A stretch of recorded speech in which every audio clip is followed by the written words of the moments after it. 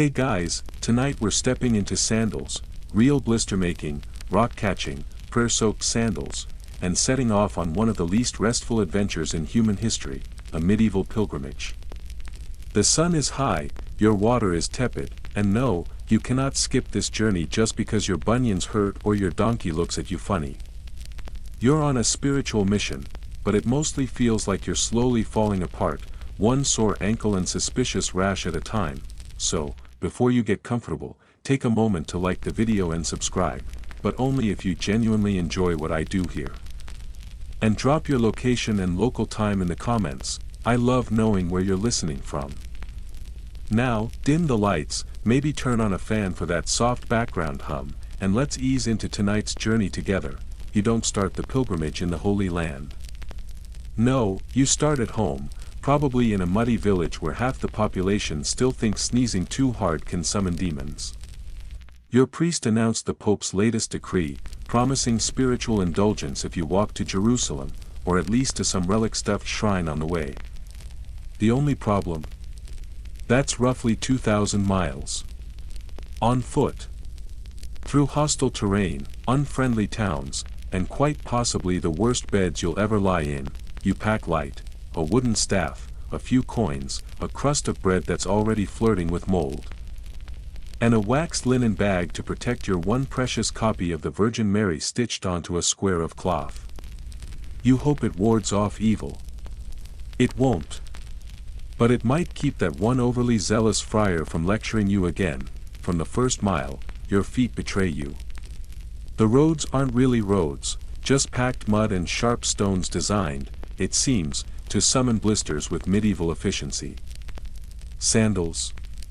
A laughable joke. Your toes turn reddish-purple by day 2. Socks. Too expensive. You wrap your feet in cloth like you're auditioning for a mummy exhibit, but it does little to stop the oozing. Within a week, the pilgrims begin to separate into categories: the cheerful, delusional, the devout, hallucinatory, and the foot-dragging pragmatists. You stop trying to hide your grumbling. Your neighbor, a woman from 3 villages over who insists on singing psalms every sunrise, is starting to wear thin. You suspect that if she hits one more high note while your back spasms from sleeping on tree roots, you may hurl a pebble at her.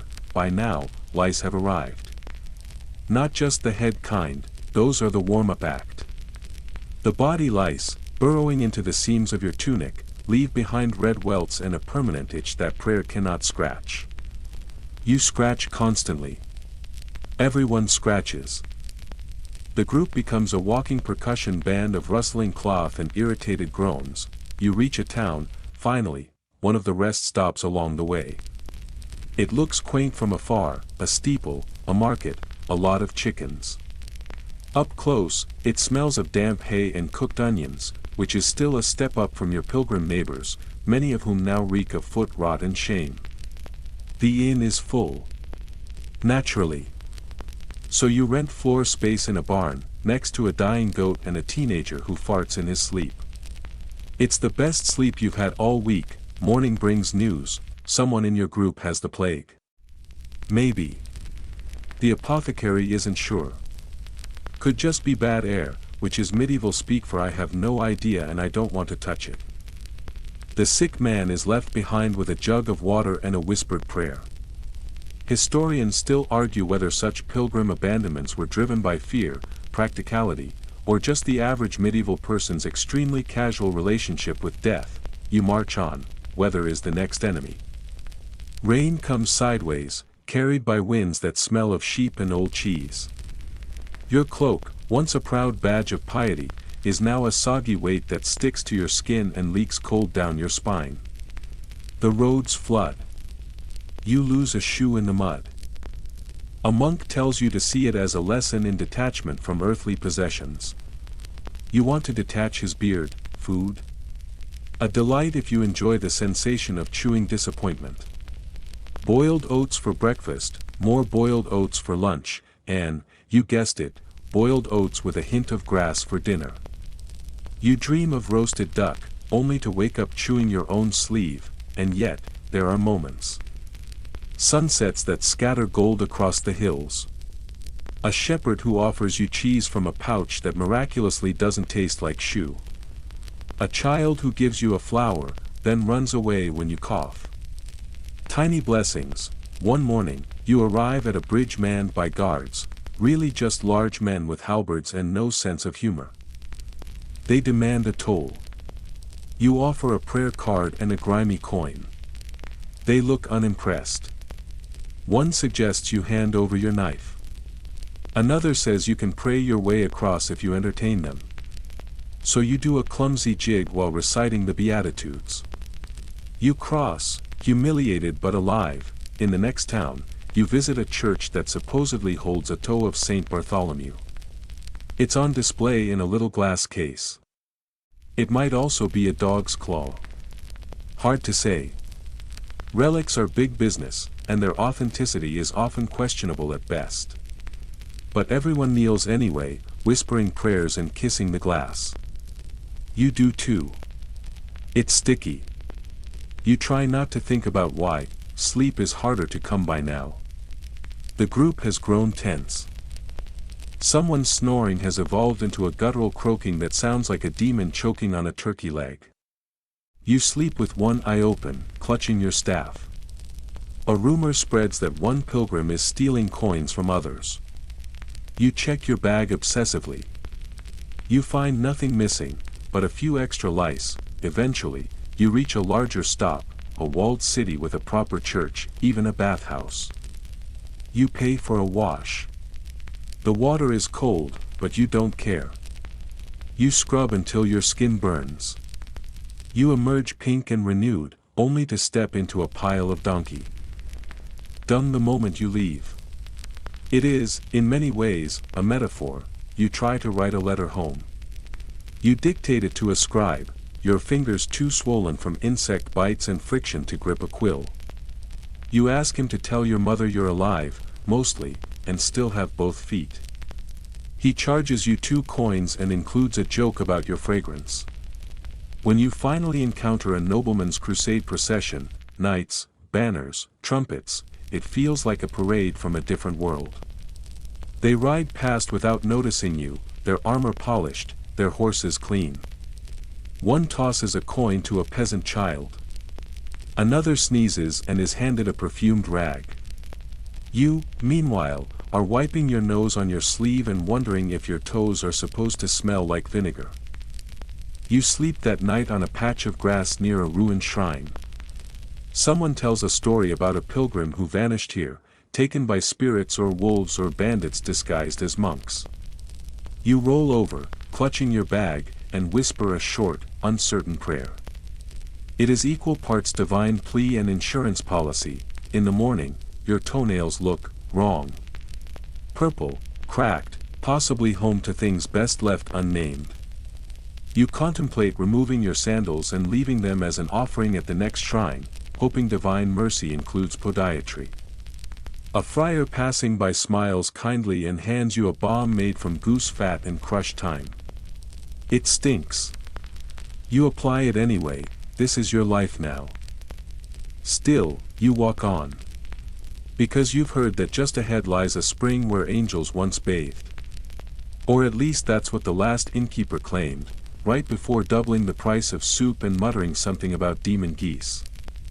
The line between history and marketing is a slippery slope, even in the 12th century, and yet, you begin to see a change in yourself. You're no longer shocked by blisters. You don't flinch at lice. Your legs ache, but they carry you forward.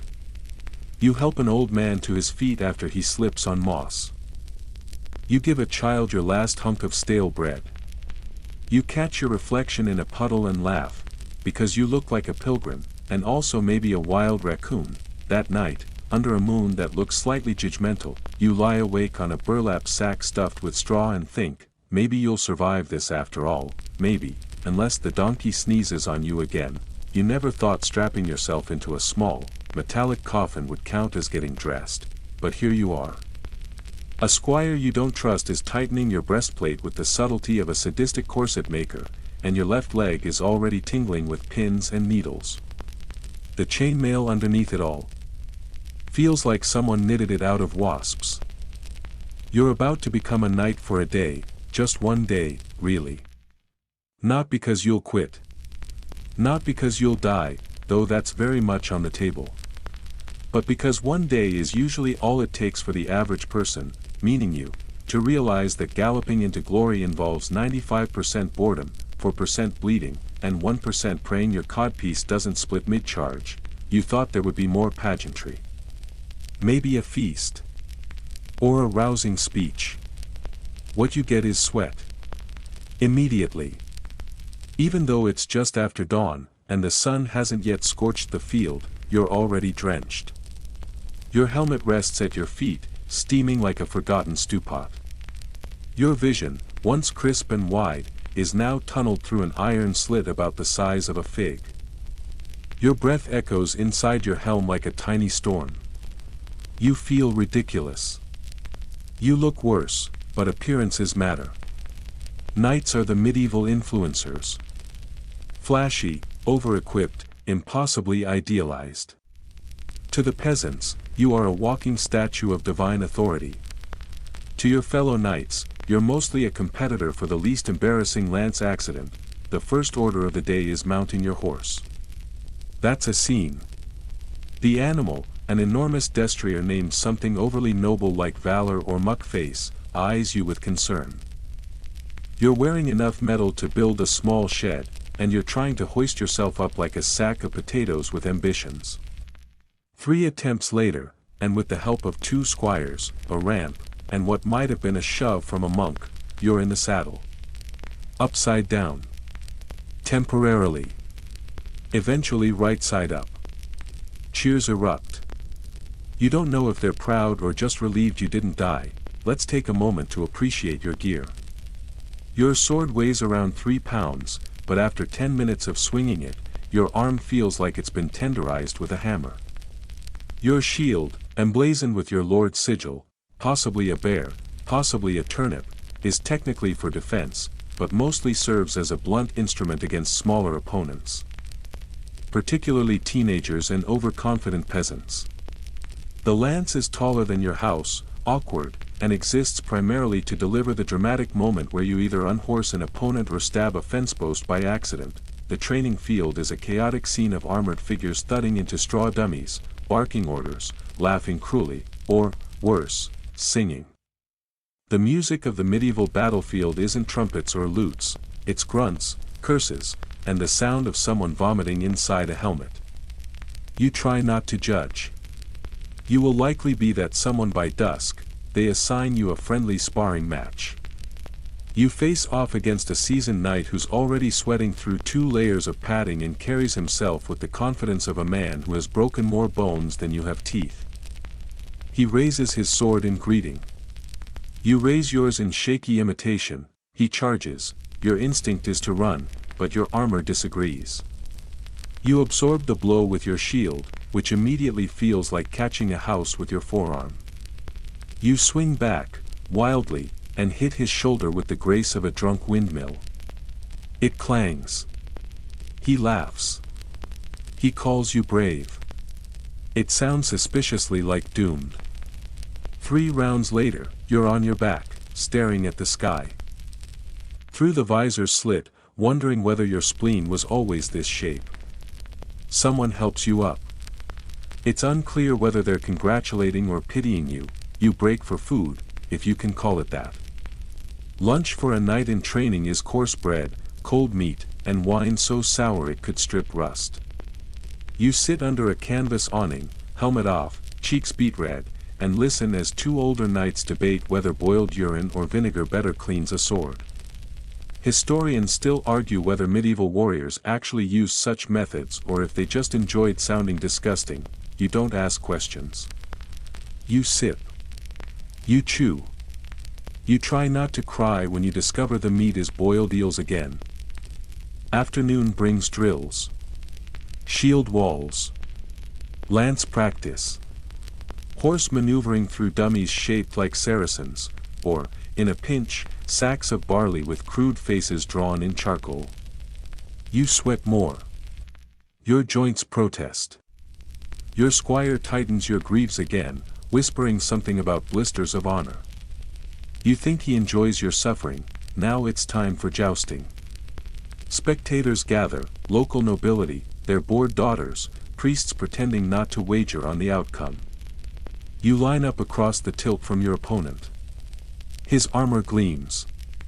Yours smells faintly of a goat. You grip your lance, square your shoulders, and try to channel divine inspiration. Or rage.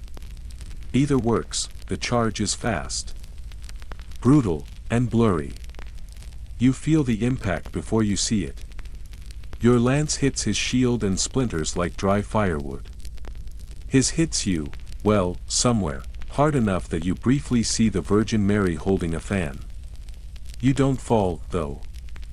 Your horse stumbles, you flail, but you stay mounted. Cheers erupt. Mostly because the last guy flew off sideways into a cabbage cart. Still, you've proven yourself worthy of an evening patrol. A reward? Maybe. A punishment? Probably. As dusk falls, you ride with 2 other knights into the nearby woods to scout for highwaymen. The armor feels heavier now.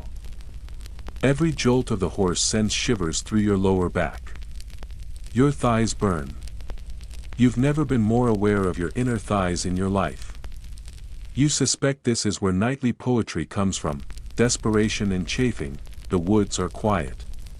Too quiet. You wonder if that's a real thing or just something people say to sound brave. The trees creak. An owl hoots. Someone farts. You try not to laugh. Suddenly, movement. A rustle in the underbrush. Your fellow knights tense. You grip your sword. Out steps a boar.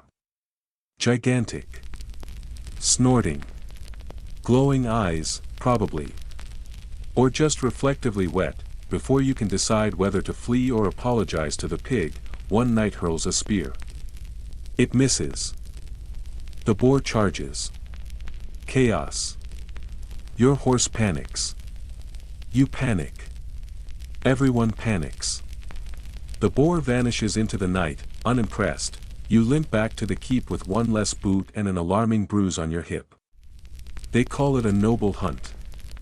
You call it Tuesday. Dinner is loud. Roasted meat. Tired laughter. A bard sings off-key about a knight who tamed a dragon by reciting Latin. You raise your mug in a toast you don't understand. Wine spills. Someone passes out into a bowl of turnips. Then comes the ceremony. By torchlight, your lord calls you forth. He dubs you Sir something.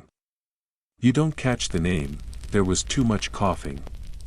A sword touches each shoulder. Someone sneezes. You're now a knight. Or, technically, a knight for a day, because here's the catch. Being a knight isn't just about battles. It's about loyalty. Taxes. Politics. Keeping up appearances. You'll need servants, armor repairs, money for horses, wine for the right bishops, a tunic for every season, and a sigil that doesn't make people laugh. One wrong move and you're bankrupt. One wrong allegiance and you're dead. And let's not even talk about hygiene. It's now past midnight. You've returned to your chamber, a cold stone cell with a straw mattress and a candle stub. You peel off armor with the help of 2 squires, one who sings and the other who snores standing up. Your skin is red, bruised, and smells of metal. Your legs are shaking. You lie back. Eyes half closed. Muscles twitching. And you think, how do they do this every day? The truth is, they don't. Even real knights spent most of their time managing estates, politicking at court, and occasionally staging sword duels that were more for honor than actual death. The dramatic, armored clash, gallop into glory version. Rare. Bloody. Usually regretted, but you did it. One day in armor. One half night on horseback. You fought, you fell, you were very nearly eaten by a pig. And you now have a scar forming under your right rib that, years later, you'll swear came from a Saracen blade instead of a misplaced training spear. You wake up to the distinct taste of iron, your own blood from biting your cheek in your sleep. Or maybe it's just a particularly rusty cup someone forgot to clean. Either way, today's mission is simple: survive Crusader cuisine. You know the stereotype: roast boar on a spit, tankards of overflowing mead, jolly banquets with men clinking goblets while a minstrel plays the lute. That's mostly fantasy, imported centuries later by painters who never smelled spoiled salted fish in a sun-baked tent. Your reality is a little less festive, and a lot more gastrointestinal. Let's start with breakfast, which is best described as a thin, watery bowl of weak gruel. It tastes like someone whispered the word food near a pot of warm rainwater. You slurp it from a wooden bowl that might once have held soap, judging by the faint alkaline aftertaste. There's a piece of bread too, rock hard and vaguely green at the edges, which you're advised to soak in the gruel to soften it. You do. It doesn't. You chew anyway. Across the tent, a man with a lazy eye and 2 fingers missing claims to have eaten rat jerky last night. Not because he had to, he just misses the crunch. He offers you a bite. You decline.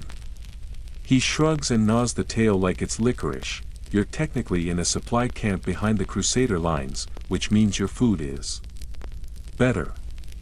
As in, not actively fatal. But supplies are always late, and refrigeration doesn't exist yet, unless you count burying things in the dirt and praying. Meat is dried, salted, or smoked into the consistency of furniture. Fish comes either pickled into oblivion or so desiccated you're not sure if you're eating trout or old rope. The Crusaders rely heavily on caravans and captured storehouses, so what you eat depends on who lost what battle where. If the Saracens burned the last shipment, well, congratulations, you're dining on moldy lentils tonight. Possibly shared with 5 other people and a stray dog that may or may not belong to the commander. Lunch? Don't get your hopes up. If it happens at all, it's cold, eaten on horseback or squatting beside a pit of embers where some brave soul attempts to reheat bean stew with a hot knife and prayer. Sometimes it's just wine. Sour, thin, and stored in a goat bladder. But it keeps you warm and keeps things moving, by which we mean your bowels, often explosively. Someone once brought over a cask of imported wine from Venice, and it caused such an uproar that it sparked a duel. Not over honor, or faith, or battle strategy, but because one knight accused another of hiding extra bread crusts to go with his wine. Bread crusts. That's how low the bar is now. Dinner is marginally more elaborate. Not good, just more effortful. There's a big pot that everyone contributes to, called a pottage. You throw in whatever you have: turnip tops, shriveled carrots, chunks of pork, bits of bread, a handful of stale chickpeas, a toe of garlic if you're lucky. The result is a brownish sludge that could double as plaster. It sticks to your bowl, to your spoon, to your insides, and yet, it's comforting. Warm. Heavy. It makes your limbs feel like they might function. That's a rare gift. You once saw a noble's feast, and it haunts you. Tables draped in linen, spiced meats served on golden platters, tarts filled with preserved fruits, imported, no less. There were 2 types of cheese. 2. And honey-drenched almonds served in a bowl shaped like a castle. You stared, licking your cracked lips, while being elbow-deep in onion stew cooked in a dented helmet. In camp, spices are rare. Salt is sacred. You trade your dagger for a pinch of pepper.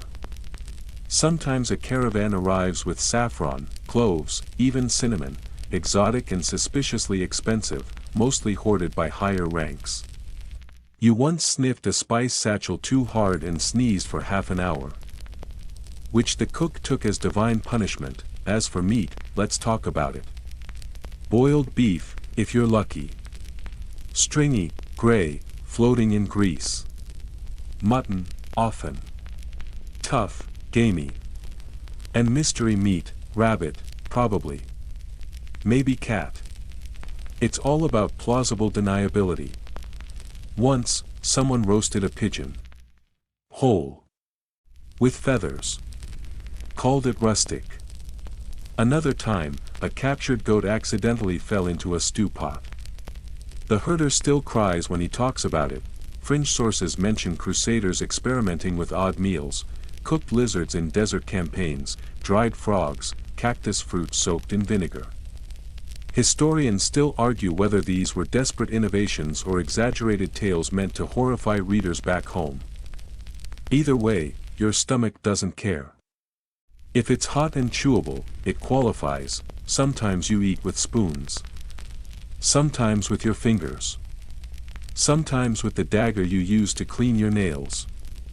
Hygiene is a vague concept here, something the nobles speak of like a myth. You try to keep your eating hand cleaner than the one you use to swat flies and clean wounds, but some days, everything smells like onions and damp iron. No matter what you do, your mouth has become a battlefield. A cracked tooth from old bread. An ulcer from sour wine. Your gums bleed if you chew too hard. A fellow soldier once pulled out a molar with pliers by torchlight, shouting psalms while someone held his head steady with a knee. No one touched the pliers again. They're haunted now. One evening, the cook unveils a special dish, something fried. The entire camp circles the fire like it's Christmas. It's dough, twisted and crisped in pig fat. Glorious. Burnt in places, yes. Slightly bitter. But warm, crispy, and blessedly not stew. You eat 4. You pay for it later, hunched over a latrine pit, groaning and praying to saints you don't even believe in. Still, fried food? Worth it. You try cooking once. Just once. A stew of garlic, barley, a cube of bacon, and some wild herbs. You stir it carefully, guarding it with a stick. Then you walk away for 1 minute, and come back to find 3 men hunched over the pot with spoons already in their mouths. You shout. They shrug. One gives you a bone. You eat the bone. One soldier claims to have brought spices from home, stored in a carved box passed down from his grandmother. When he opens it, you gasp. Real cloves. Something that smells like cardamom. Maybe dried ginger. He trades pinches for favors. One soldier offers his boots. Another offers secrets. The spice man smiles like a king. He later dies from eating spoiled lamb. Poetic, food is also political. Who you eat with matters. Sit too far from your captain and you're seen as rebellious. Sit too close and people think you're ambitious. Eat too fast. Desperate. Too slow. Arrogant. Bring your own dish. Fancy. Eat with your hands too much. Savage. It's a minefield, an etiquette war conducted with wooden spoons and stolen salt. You learn to accept gifts cautiously. A biscuit from a smiling stranger might be laced with herbs to make you sleep, so your coin pouch mysteriously empties overnight. Or worse, it might just be moldy. Either way, trust is rationed just like food and drink. Water's unreliable. Rivers are full of waste. Wells get poisoned. Rainwater is safest, if you can catch it. Otherwise, it's watered wine or weak ale. The wine hides the taste of rot. The ale keeps you steady enough to march. Get too drunk, and you might wake up naked in a wheat field with a new tattoo. True story. Probably, the fancier camps, led by dukes or kings, carry servants who boil water and skim it with linen. They'll even serve stews with thyme and parsley, herbs so rare they're counted like coins. You once worked latrine duty for 3 days just to steal a ladle of noble soup. You shared it with no one. You wept into it.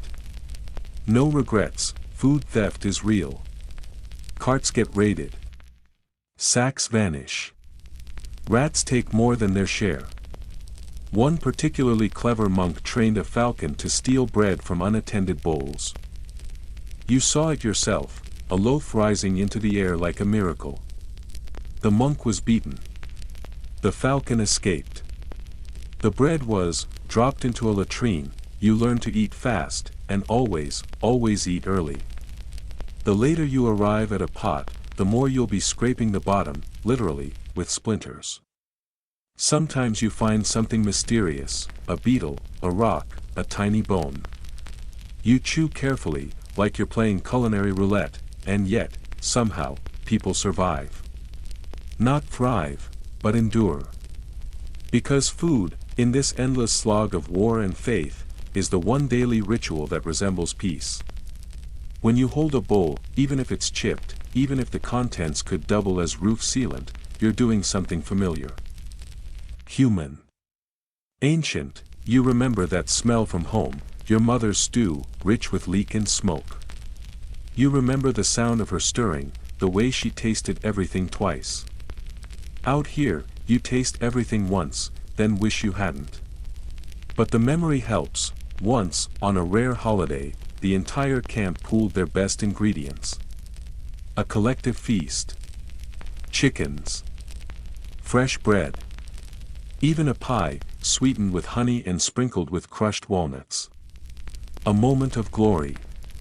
The kind of meal people write songs about. You ate until you couldn't move. The next day, you were back to gruel, still. You remember that pie, and maybe, just maybe, that's enough, your tent smells like death. Not metaphorically. Not poetically. It smells like actual, literal, slow-drifting death, ripening in the corners, sloshing around the seams, making you question every choice that led to this precise moment under damp canvas and above suspicious mud. To be clear, this isn't just your tent. It's everyone's. Crusader camp life, between marches, battles, and bouts of unholy indigestion, is a festival of bodily odors, wet wool, spoiled provisions, and poorly buried secrets. You peel open the flap each morning like someone checking whether the outside world is still functioning.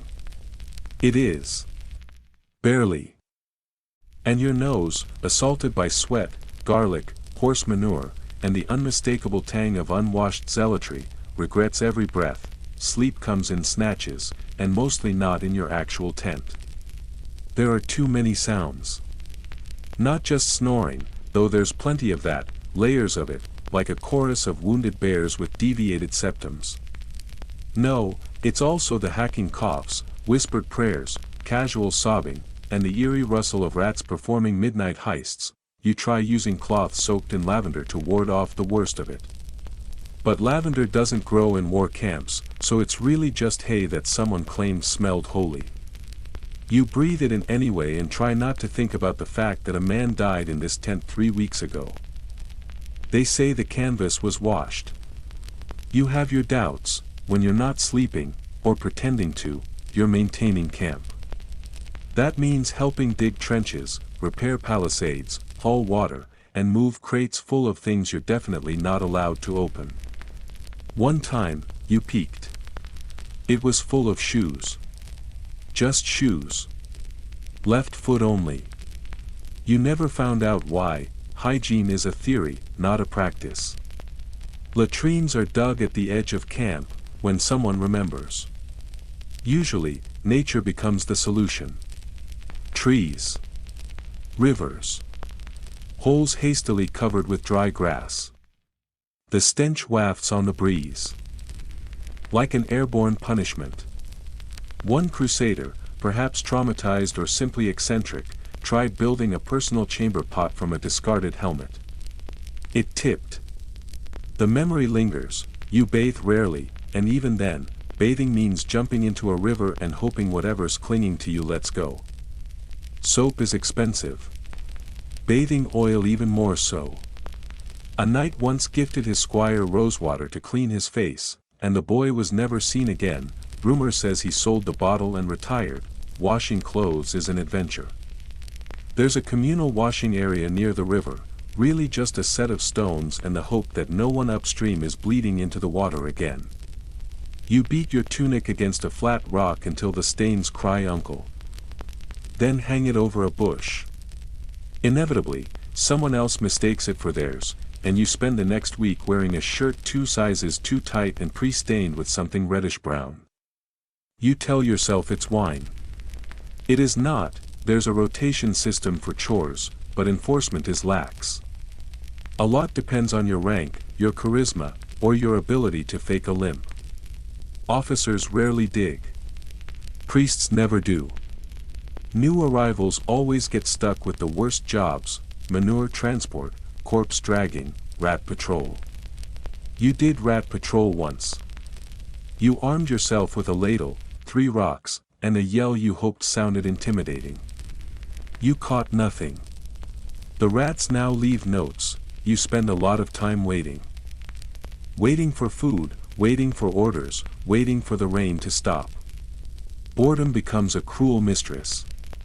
Soldiers carve dice from bones, gamble with pebbles, or stage mock trials for imaginary offenses. One man was executed for stealing invisible cheese. His trial was more thorough than any real one you've seen. Nightfall brings its own hazards. Fires are scarce, smoke gives away your position, and the enemy isn't blind. So you huddle around embers, sharing stories in whispers. Some are old, passed from night to night like relics. Others are new, fabricated for entertainment. A man swears he saw a Saracen fly, on wings made of brass.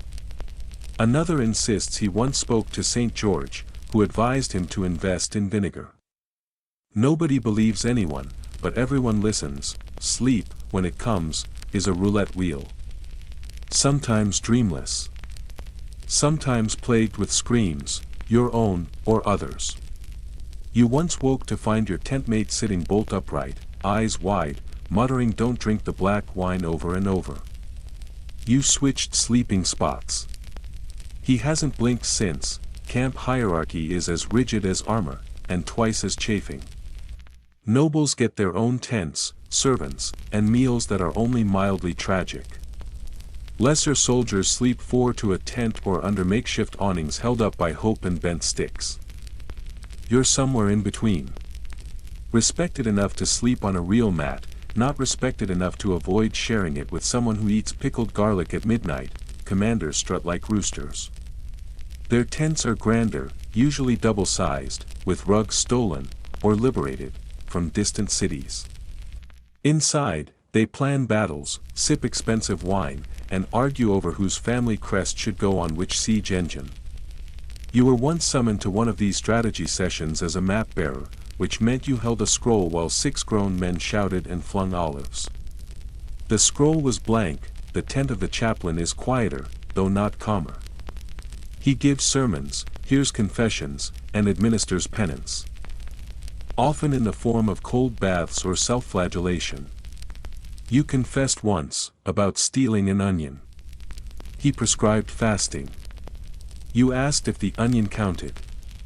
He was not amused. The sick tent is an experience. It's a long, slouching canvas structure that smells like mold, old meat, and wet despair. You enter healthy, and exit humbled, or not at all. Inside, patients groan, bleed, and occasionally scream when the surgeon decides it's time for an intervention, which involves knives, fire, and the phrase "bite down on this." One man bit through a spoon. You visit once. With a leg wound from a training mishap involving an overeager recruit and a very confused goat. They pour wine over it, apply a paste made of mud and mint, and say a prayer. It doesn't help, but you're pretty sure the mint scared off a few flies. Despite the grimness, camaraderie brews. Soldiers form bonds, often forged in fire, or over fart jokes. You play a game called Who Has the Itchiest Spot, which sounds silly until the lice show up. You win. By a landslide, humor becomes armor. Sarcasm your sword. You joke about the latrine demons, about the holy soup that might actually be reused bathwater, about the time the commander fell into a trench and everyone clapped. Laughter. Here is defiance. One evening, a bard arrives. Not officially attached to the army, just a wanderer drawn to the scent of drama and disease. He sings songs, juggles poorly, and tells tales of heroic battles that definitely didn't happen. Still, his stories stitch the camp together, if only for an hour. He leaves the next day, taking 3 chickens and a wooden cup. Nobody minds. You start to mark time not by the sun, but by smells. Morning is cold ash and stale breath. Noon smells like sweat and boiled root vegetables. Night is the musk of damp wool, sour feet, and dreams that sweat can't shake, and the tent. Always the tent. Your own personal greenhouse of despair. You try improving it. Hang up charms. Drape fabric. Add herbs. One day you find a candle that smells faintly of pine. You light it. The tent smells like a pine-scented corpse. Progress. There's something about being surrounded by filth, exhaustion, and despair that makes small things holy. A dry patch of grass. A breeze that doesn't reek. A biscuit that's only slightly moldy. You learn to love these things. To clutch them like relics. You remember a noble once saying, "Camp life builds character." He then mounted his clean horse and rode off. You hope he builds something else soon, like better latrines. Still, despite everything, you adapt. You develop the camp squat, a way of resting your legs without sitting in something squishy. You master the double sniff, to identify safe food. You invent the blanket burrito, wrapping yourself so tightly that not even spiders can infiltrate. You learn the rhythm of life in camp. Wake. Ache. Dig. Wait. Eat. Scratch. Pray. Sleep. Repeat, and maybe that's what makes you stronger. Or just weirder. You're not the same person who arrived here, clutching a clean blanket and dreams of honor. You're dirtier, itchier, possibly slightly cursed. But you're surviving, and that tent? That foul, death-scented, collapsing miracle, you wake one night to rain. Not a polite drizzle. Not even a steady downpour. This is biblical rain, the kind that makes people start building boats 2 by 2. The wind claws at your canvas shelter, the ropes groan, and the corners flap like startled birds. You sit upright, blinking, as the puddle that was previously near the door has now claimed most of your floor and one boot.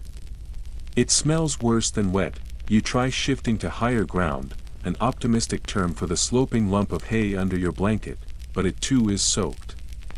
Everything is soaked. Even your dry rations have taken on the texture of soggy parchment. The man beside you snores louder in the rain, somehow. Or maybe it's not snoring at all. You lean closer. It's weeping. Quiet, resigned, almost rhythmic. You don't say anything. You just toss him the less wet end of your blanket and lie back down. The next morning is a parade of disasters. Tents collapsed in the night. A cart tipped over and released its contents, cracked jars, bent spoons, and, for reasons unclear, a single loot. The latrines overflowed. You try not to think about what that means for the river downstream. People are coughing more now. The wet always brings illness. You chew a clove to soothe your throat, even though it burns. By midday, the sun returns, not that it helps. It turns the whole place into a steaming bog of mud, sweat, and irritated tempers. You spend hours digging drainage trenches, each shovelful of muck threatening to suck off your shoe. When someone asks how long until the next march, the officer just laughs. Not a good sign. Still, there's a moment, as dusk settles, when the clouds glow pink and gold. Someone plays a soft tune on the salvaged loot, surprisingly in tune. A kettle bubbles gently. You're still damp, still sore, still vaguely furious at your entire situation, but for a moment, you almost feel calm. Then someone sneezes onto the pot, you sigh, say nothing, and pass the bowl anyway, because this is camp life. And somehow, you're starting to get good at it. Your armor creaks with every step, but you've learned to interpret that sound as both complaint and encouragement. Because today, unlike the squalor of camp life or the humiliations of training, today you're marching, not just a stroll, mind you. A Crusader March. A long, dusty, shoulder-to-shoulder trudge under the merciless sun, through landscapes that seem designed by a god in a bad mood. You wake up before the sun does, groggy, itchy, stiff, and by the time the first horn sounds, you're already sore in places you forgot had joints. Your orders are simple: move forward, stay alive, don't get lost, don't faint, and under no circumstances ask the commander for a bathroom break. You form up with your company, a sweaty, barely organized clump of humanity in varying stages of armor, clothing, and hygiene. To your left is a man with a jaw so square it looks like it was carved by a stonemason. To your right is a boy too young for facial hair but already missing 3 fingers.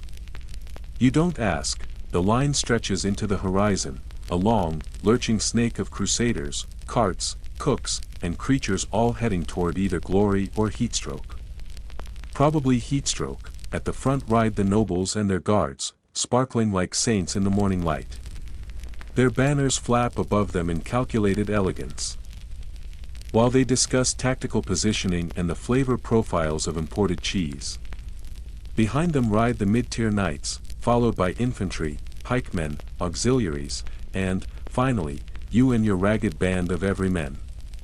You're not the worst off, but you're close. The terrain is a cruel teacher.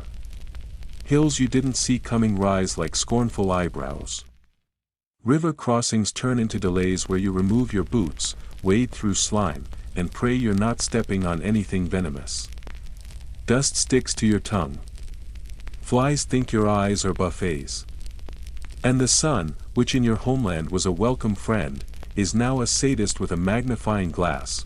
Marching pace is dictated by the supply wagons, which move with the urgency of aging turtles. You could go faster, but you're not allowed. You could sit down, but you won't be able to get back up. You could complain, but so did the last guy, and now he's pulling a cart full of barrels and regret. Breaks happen irregularly. Sometimes every 2 hours, sometimes not for 6. When they do, you collapse like a punctured wineskin, unstrap your helmet, and inhale whatever vaguely edible thing you managed to snag that morning. Dried figs, maybe. Half a cheese rind. A chunk of bread so hard you could weaponize it. Once, someone pulled a boiled egg from a boot and declared it refreshingly warm. At one such stop, you find a patch of shade under a scraggly tree and remove your greaves to check your feet. Mistake. They're red, puffed like overboiled sausages, and decorated with blisters in places you were pretty sure used to be bones. A passing medic tosses you a cloth soaked in vinegar and mutters something about toughening up. You consider mutiny.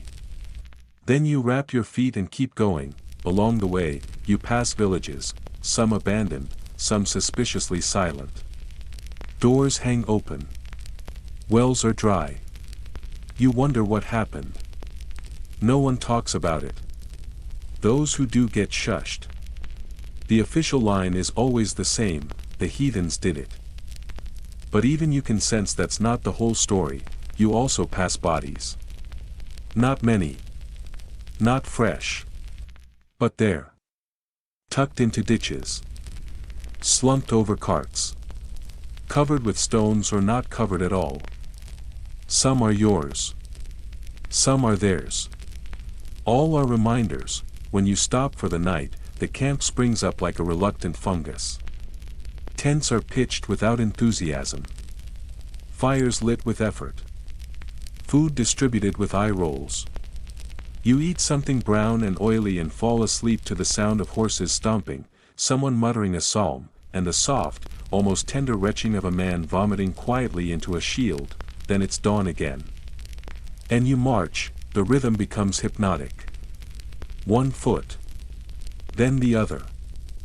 1,000 times. 100,000. You lose track of time. Of direction. Of everything except your breath and the clink of the man beside you. You start humming. Not a tune, just a pulse. Something to follow. One day, it rains. A sudden, brutal deluge that turns the road to sludge and your clothes to soup. Mud sucks at your boots. Your helmet fills with water. Your cape, if you still had one, now looks like a dead eel. You stumble, slide, fall. Someone loses a shoe. Another loses a temper. No one says anything. Just more trudging. A squire slips and disappears into a puddle so deep you consider throwing him a rope. He resurfaces, gasping and laughing. You don't laugh back. You just hand him the boot he left behind. One day, it's cold. Not biting winter cold, but the kind that seeps into your joints and stays. Your breath fogs the inside of your helmet. Your fingers go stiff. The fires that night burn low and blue, and no one has wood to spare. You sleep in your armor, curled like a beetle, dreaming of warm bread and dry shoes. One day, it's hot again. So hot the air shimmers. The road becomes molten underfoot. Your mouth dries before you can spit. You drink wine, then vomit it. You drink water, then guard it like treasure. You dream of snow, of shade, of that one shady tavern back home, where they serve soup with lemon. You would kill for soup with lemon. Somewhere around the 3rd week of marching, you lose a toenail. Just, gone. Popped off like a bottle cap. You don't mention it. Everyone has lost something by now. A nail. A finger. A friend. A memory. You encounter a traveling monk walking barefoot and singing. His feet are black with grime, his voice cracked but melodic. He sings of saints and of the sea. Some men jeer. Others listen. You walk in silence, and wonder whether he knows something you don't. Then come the skirmishes. Not full battles, just bursts of chaos. Arrows from the trees. Ambushes by desperate locals or raiders with nothing to lose. You hear the screams before you see the smoke. You draw your weapon by reflex now. Swing. Parry. Shout. Survive. Once, you fight a man whose face is hidden behind a cloth. You don't know who he is or why he's attacking. You knock him down, press your sword to his throat, and hesitate. Just for a second. He spits at you. You kill him. It doesn't feel like a victory. It barely feels like anything. That night, you sharpen your blade by firelight and avoid eye contact with everyone. The older soldiers have rituals. Lucky charms. Phrases they whisper before marches. You pick one up, feet forward, fear behind. It doesn't mean anything. Or maybe it means everything. Morale dips when rumors spread, another column ambushed, a supply line lost. A noble taken for ransom. The commander says the end is near, just a few more days. He always says that. Even when he doesn't believe it, you start marching in your dreams. Even asleep, your feet twitch. Your spine curls like a question mark. Your knees ache. You wake up mid-step more than once, but then, finally, something changes. You crest a hill and see the walls of a great city. White stone. Tall towers. Smoke rising from cook fires, not from siege. Your destination, the men cheer. Even the horses seem to straighten. You feel a flicker of something, relief. Hope. Hallucination, it doesn't last. The gates are shut. The city is not welcoming. Negotiations begin. Or arguments. Or threats.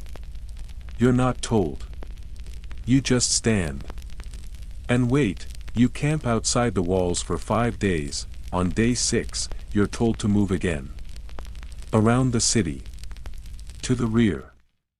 Something about encircling, or intimidating, or something. You don't care.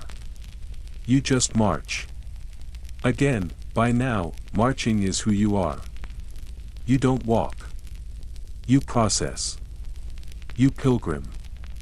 You endure, and somewhere inside that cracked, blistered shell of a human being, you realize, this isn't about the enemy, it's about surviving yourself.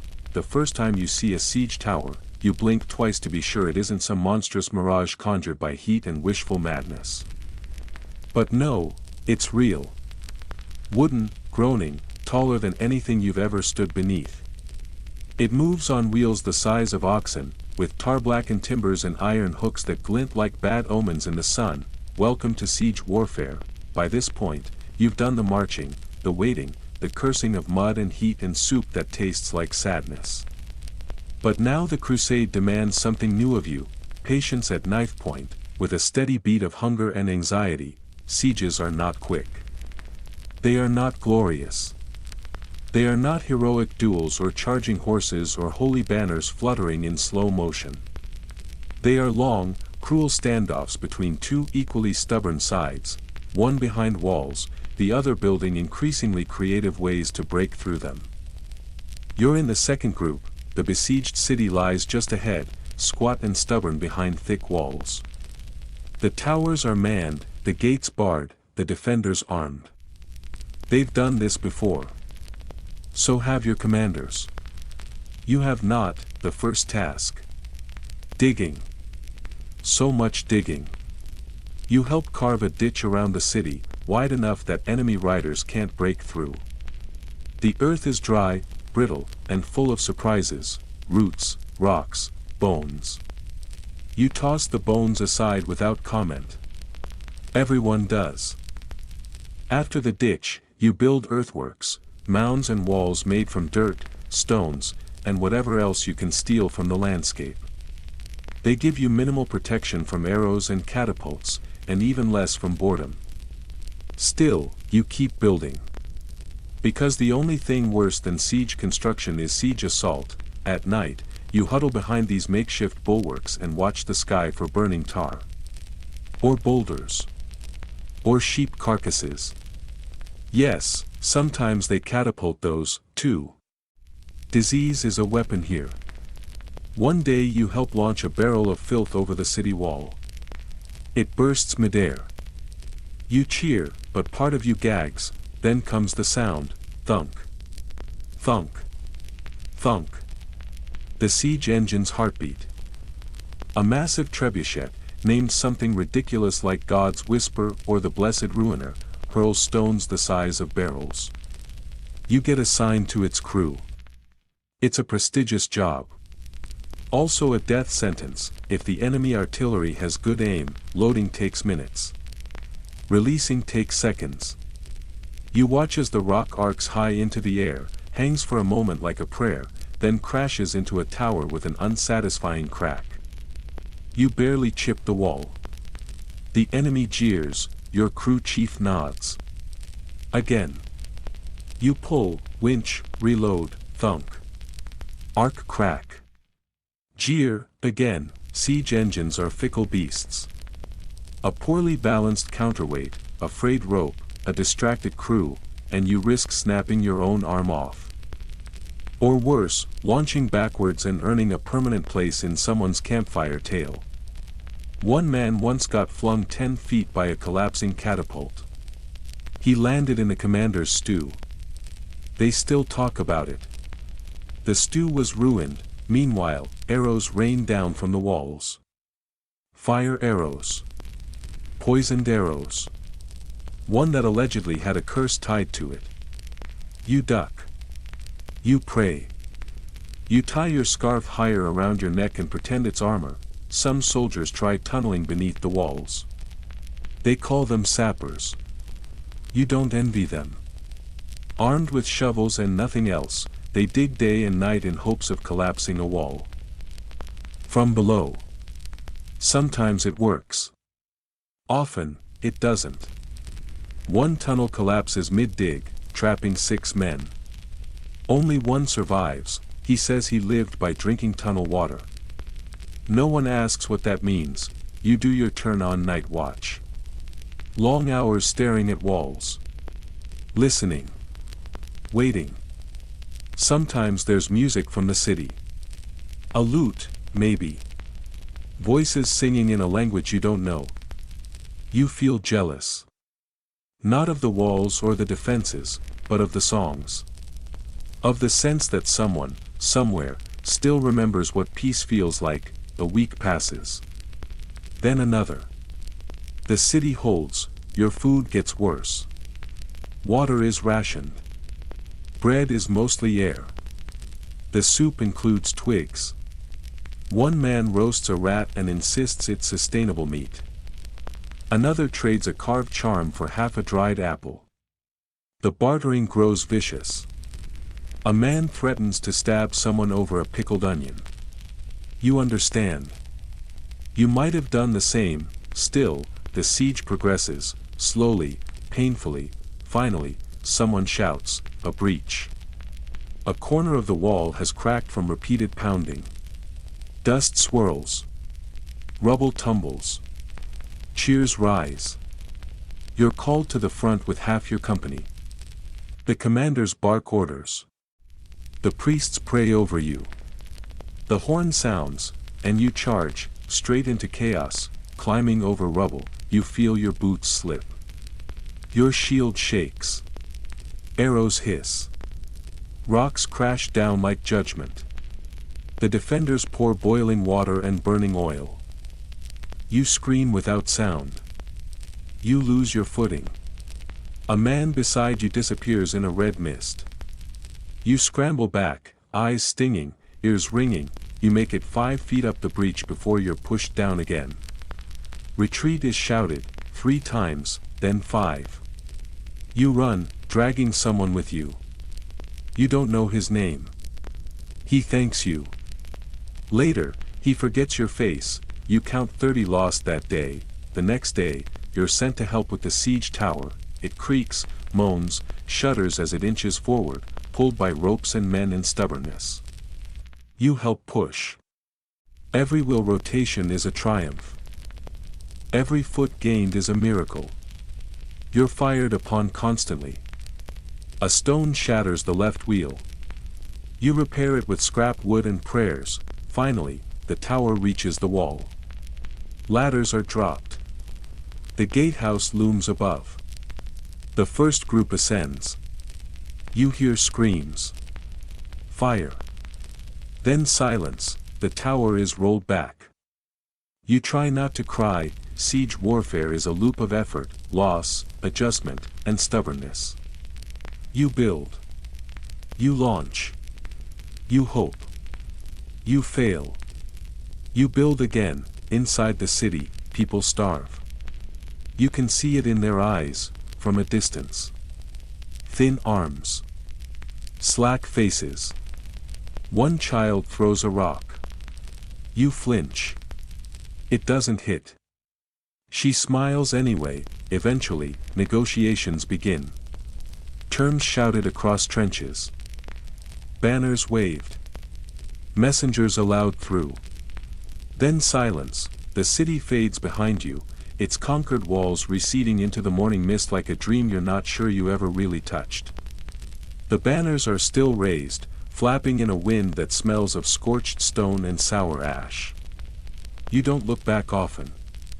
When you do, you feel more tired than triumphant. The command is already organizing the next campaign. New maps are unrolled. Fresh targets whispered. Another fortified town. Another holy objective. Another rumor that the next one will be easier, faster, righteous. You've heard that before. Your boots are still caked in mud from the siege, dried like clay. Your hands bear scrapes that refuse to close. There's still soot in your hair, though you've rinsed it twice with what passes for clean water. And in your mind, echoes of hammer strikes, Of men calling for ladders. Of that moment on the breach when the world narrowed to rubble and noise and heat. That evening, a priest walks through camp offering blessings. You don't move. You don't refuse. You just sit by the embers of a broken siege engine, tracing your finger through the grooves in the wood like reading a story in a forgotten language. The child, barefoot and thin, appears from the edge of camp. No one stops her. She doesn't speak. Just offers you a dented cup of something warm, maybe barley broth. You take it. She leaves. You drink. You don't ask questions. Later, you'll march again, but for now, you lean back, head against your pack, eyes to the sky. The stars are clearer than they've been in weeks. For one brief, impossible moment, nothing burns, and that might be enough. You've seen war from the ground, mud-caked boots, siege towers, the stink of defeat and sour rations. But now you're about to see war in miniature. Because you've been assigned to the quartermaster's ledger tent, yes. From trebuchets to tally sheets. From breach points to barley sacks. Welcome to the unglamorous but utterly crucial engine room of Crusader logistics. You report at dawn, expecting sacks, crates, maybe a wheelbarrow or two. What you find is chaos draped in parchment. Every surface, crates, stools, even a disoriented goat, is covered in scrolls, wax tablets, inventory lists, and notations in 4 different languages. A man in a robe far too clean to be trusted hands you a quill, sniffs at your dirt-streaked hands, and gestures for you to begin counting barrels.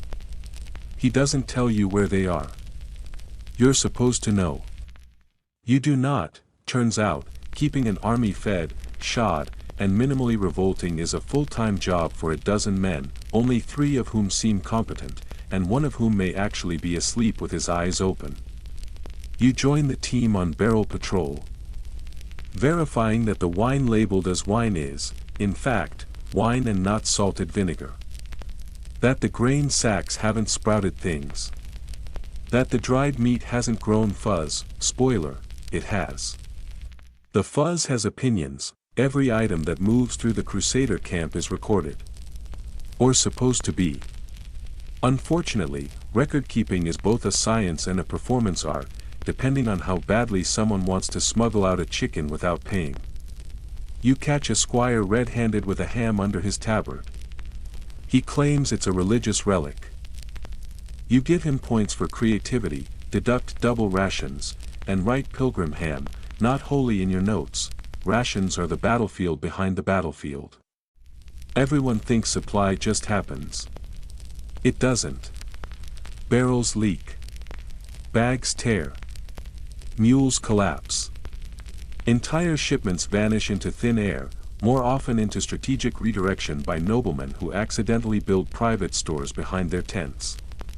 Your job is to balance it all. Fairly. Mostly, you soon learn to dread the word inventory. It means lifting, sniffing, shaking, and occasionally biting things you'd rather not touch with gloves.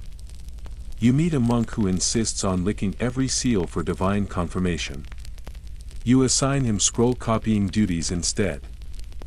The quartermaster himself is a weathered man who once managed a monastery kitchen and now runs supply lines like a battlefield general. He teaches you that onions are worth more than silver in a siege, that dried figs can be traded for loyalty, and that flour theft is punishable by being put on dung disposal duty for a week. You obey, you develop instincts. You begin to recognize the footfalls of a thief before he reaches the tent. You know when someone's lying about their grain needs. You start labeling everything obsessively: good cheese, bad cheese, cheese that may be cursed. Your handwriting becomes legible only to other quartermasters. It's a rite of passage, but logistics isn't just food and cloaks. It's weapons. A shipment of spears arrives, slightly warped. You're told they were stored too close to the baker's kiln. No one takes responsibility. You mark them as Ben Snap in the records and distribute them anyway. They're better than nothing. Just barely. Arrows are rationed more carefully than hope. You're instructed to count each bundle thrice and record the exact number of intact heads. You find 3 with blunt tips, 1 with a bone shard instead of steel, and 2 fletched with what you're pretty sure is pigeon fluff. You mark them. Ceremonial only. The commander doesn't notice. He fires 1 and hits a tree. Celebrates, armor is in high demand and short supply. Repairs are constant. You manage an impromptu smithy inventory, where a man trades his last boot for a shoulder guard. You ask him how he plans to walk. He shrugs. Sideways. Tent fabrics, candles, rope, even ink become wartime currency. One day, a brawl breaks out over the last intact comb in camp. You confiscate it and add it to the official ledger as personal hygiene artifact, guarded. You keep it in a box next to the last bottle of lavender oil. No one will ever see either again. You begin to understand the rhythm of the crusade from a distance, through its cravings.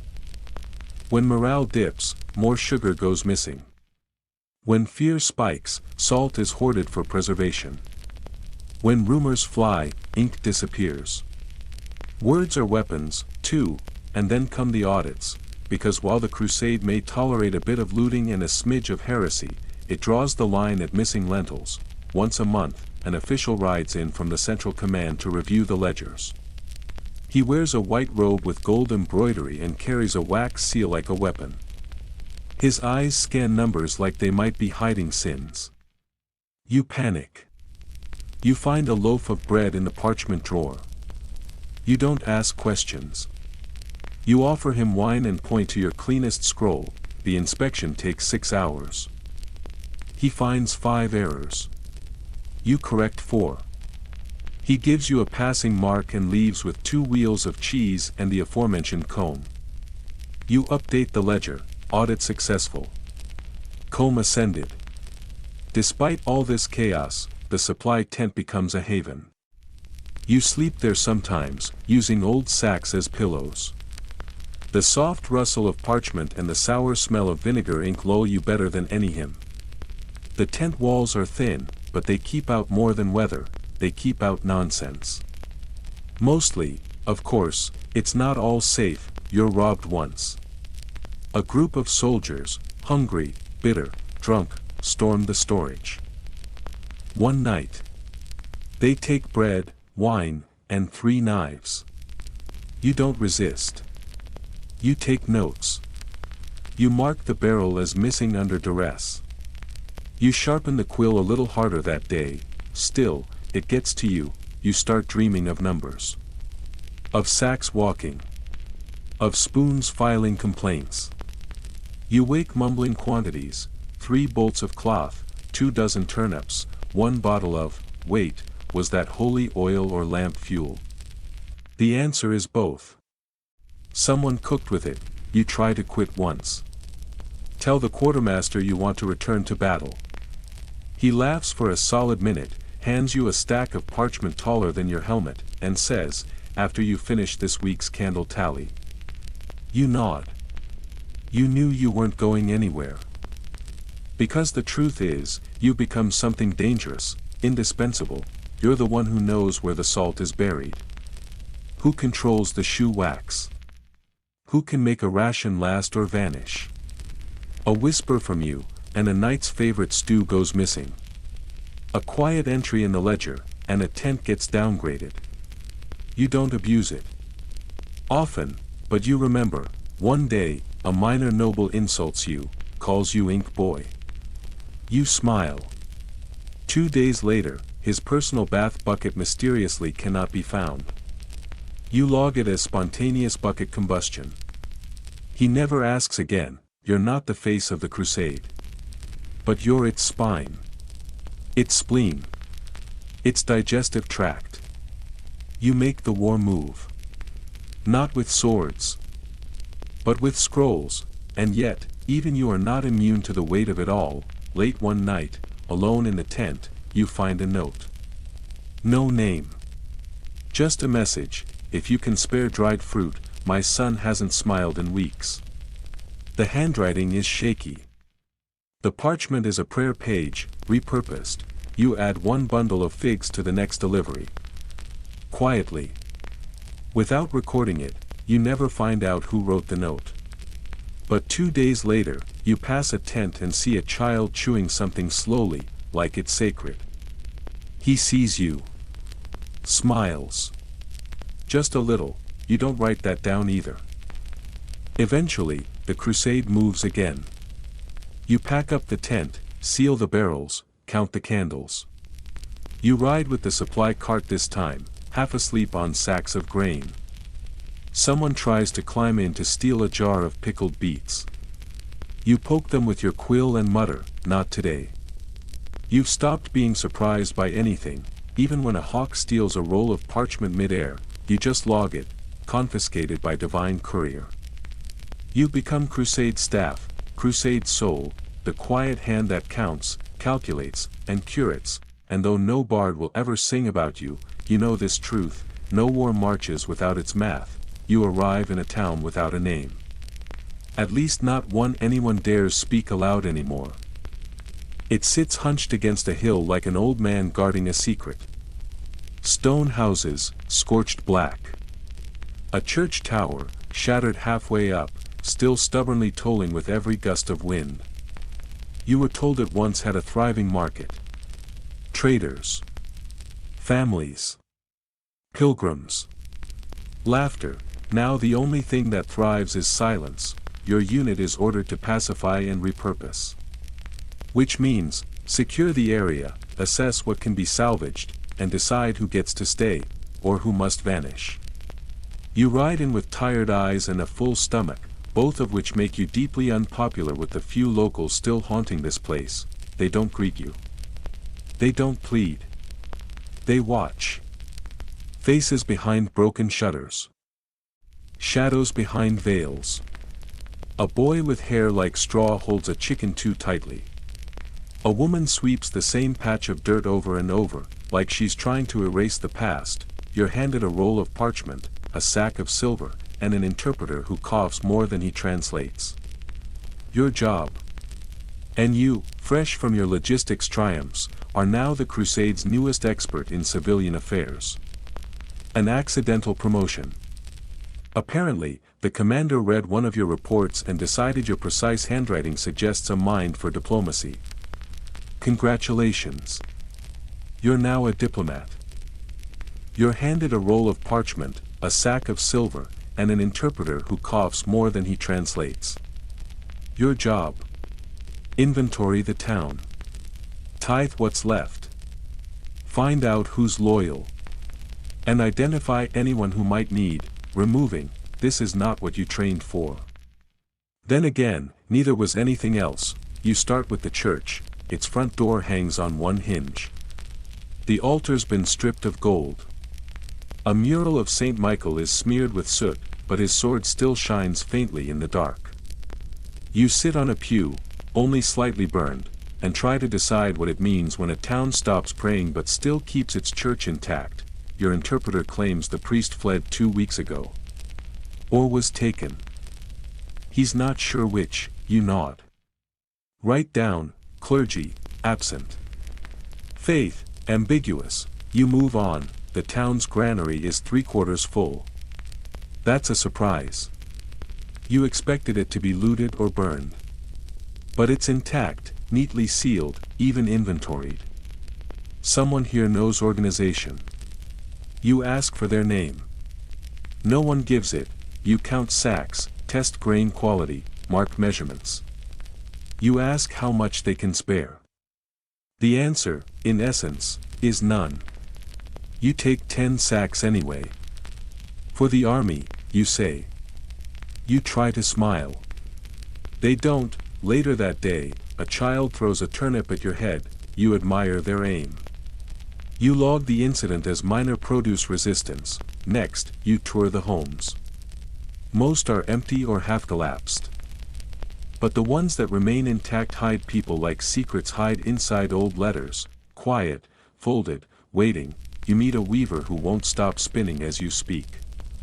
Her thread never breaks. Her voice is soft but clipped. She tells you the town's name used to mean safe harbor. Now it means nothing. She won't tell you what happened. You don't press. You write, locals, guarded. Trauma, embedded, your interpreter leans over. She said not all the dead died from blades. You pretend not to hear, that night, there's a fire, not large. Just enough to send smoke twisting into the sky and fear into every one's eyes. Someone torched a storehouse. No casualties. But the message is clear, someone's angry. Or afraid. Or both, you're asked to find the culprit. Not officially. Just, quietly. You make inquiries. You ask soft questions. You offer bread, silver, a blanket. No answers. Just silence. One boy stares at you and says nothing for 5 minutes. Then he whispers, "You don't belong here." And walks away. You write that down. In your private ledger, the next day, a group of elders appears at your tent. Cloaks patched. Faces like weathered bark. They speak through your interpreter with precision. They request a meeting. Not a plea, not a protest. A negotiation. You're intrigued. You sit beneath the church's broken roof with 5 of them. They explain, the town can offer food, cloth, shelter, if the army leaves them alone. No more seizures. No more searches. No conscriptions. In return, they'll provide a weekly tithe and a list of names to avoid. You ask, avoid for what? They don't answer. You take the deal anyway. That night, your commanding officer is furious. "We don't negotiate with traitors," he growls. You point out that feeding the army is cheaper than fighting another town into ashes. He spits but signs the order. You write it up. Seal it. Deliver it. The next morning, the grain delivery is doubled.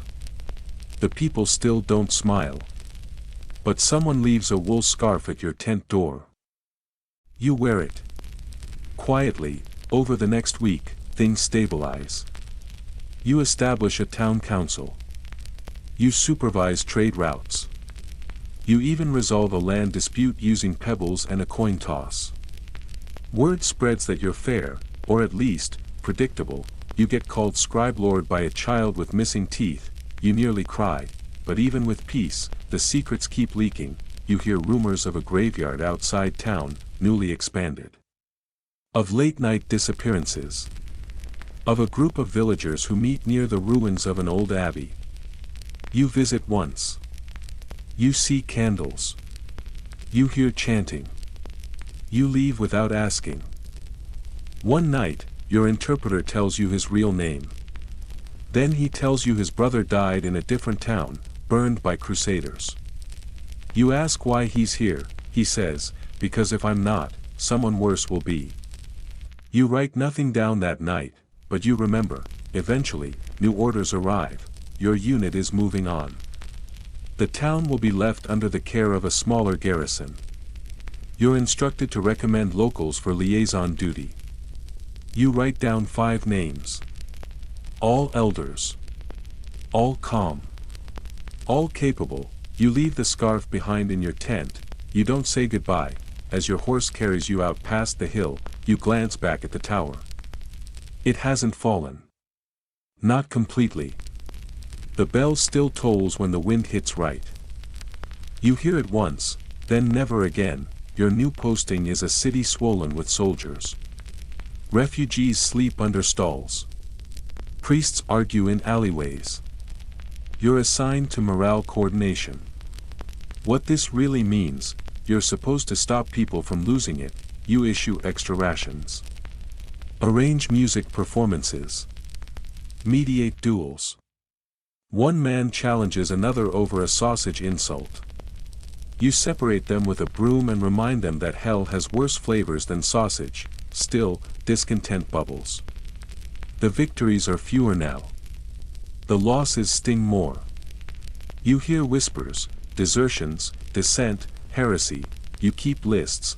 one name appears twice, a knight who claims visions. He fasts, wanders, sings psalms at odd hours. His men worship him. Your commanders worry. They send you to speak with him. He welcomes you into his tent with open arms. Offers you soup. Tells you the war is nearly over. Not because of strategy, but because heaven has decided. You ask what that means. He says, there will be fire. Then peace. You log his words. File them under apocalyptic. Then you return the next day and find his tent empty. He's vanished. That night, a fight breaks out between factions, one group chanting prayers, the other shouting slogans.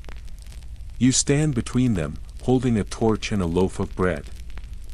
Yelling about rations and reason. It almost works, almost, but someone throws a rock, and it begins. In the morning, you count the wounded. 4 dead. 1 blind. 2 gone. The commanders declare martial order. You write it down. Distribute notices. Burn the duplicates. The city quiets. But not completely. You dream of the nameless town. Of the scarf. Of St. Michael's broken halo. You wake with your hand clenched around your quill. It's cracked. You don't replace it. You start writing with a borrowed reed. It scratches differently. You carry the reed pen like it's a relic.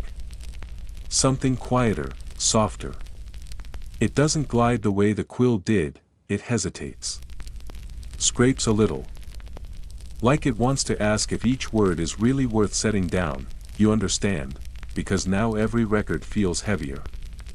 Every name you write might not be standing next week.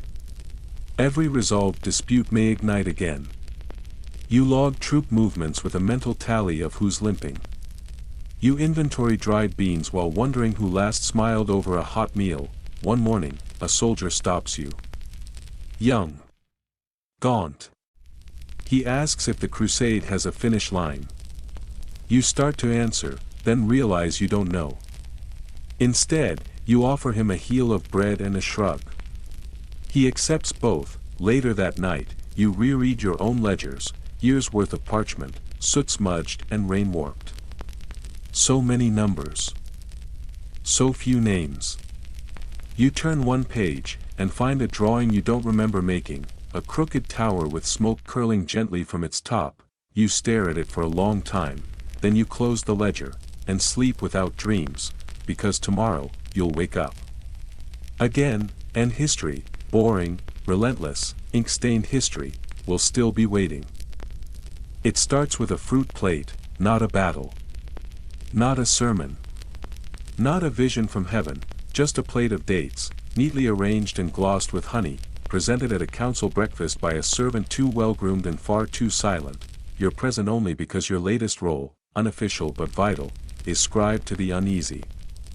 That is, you're good at keeping minutes during meetings where no one trusts anyone, and every sentence has at least 3 meanings.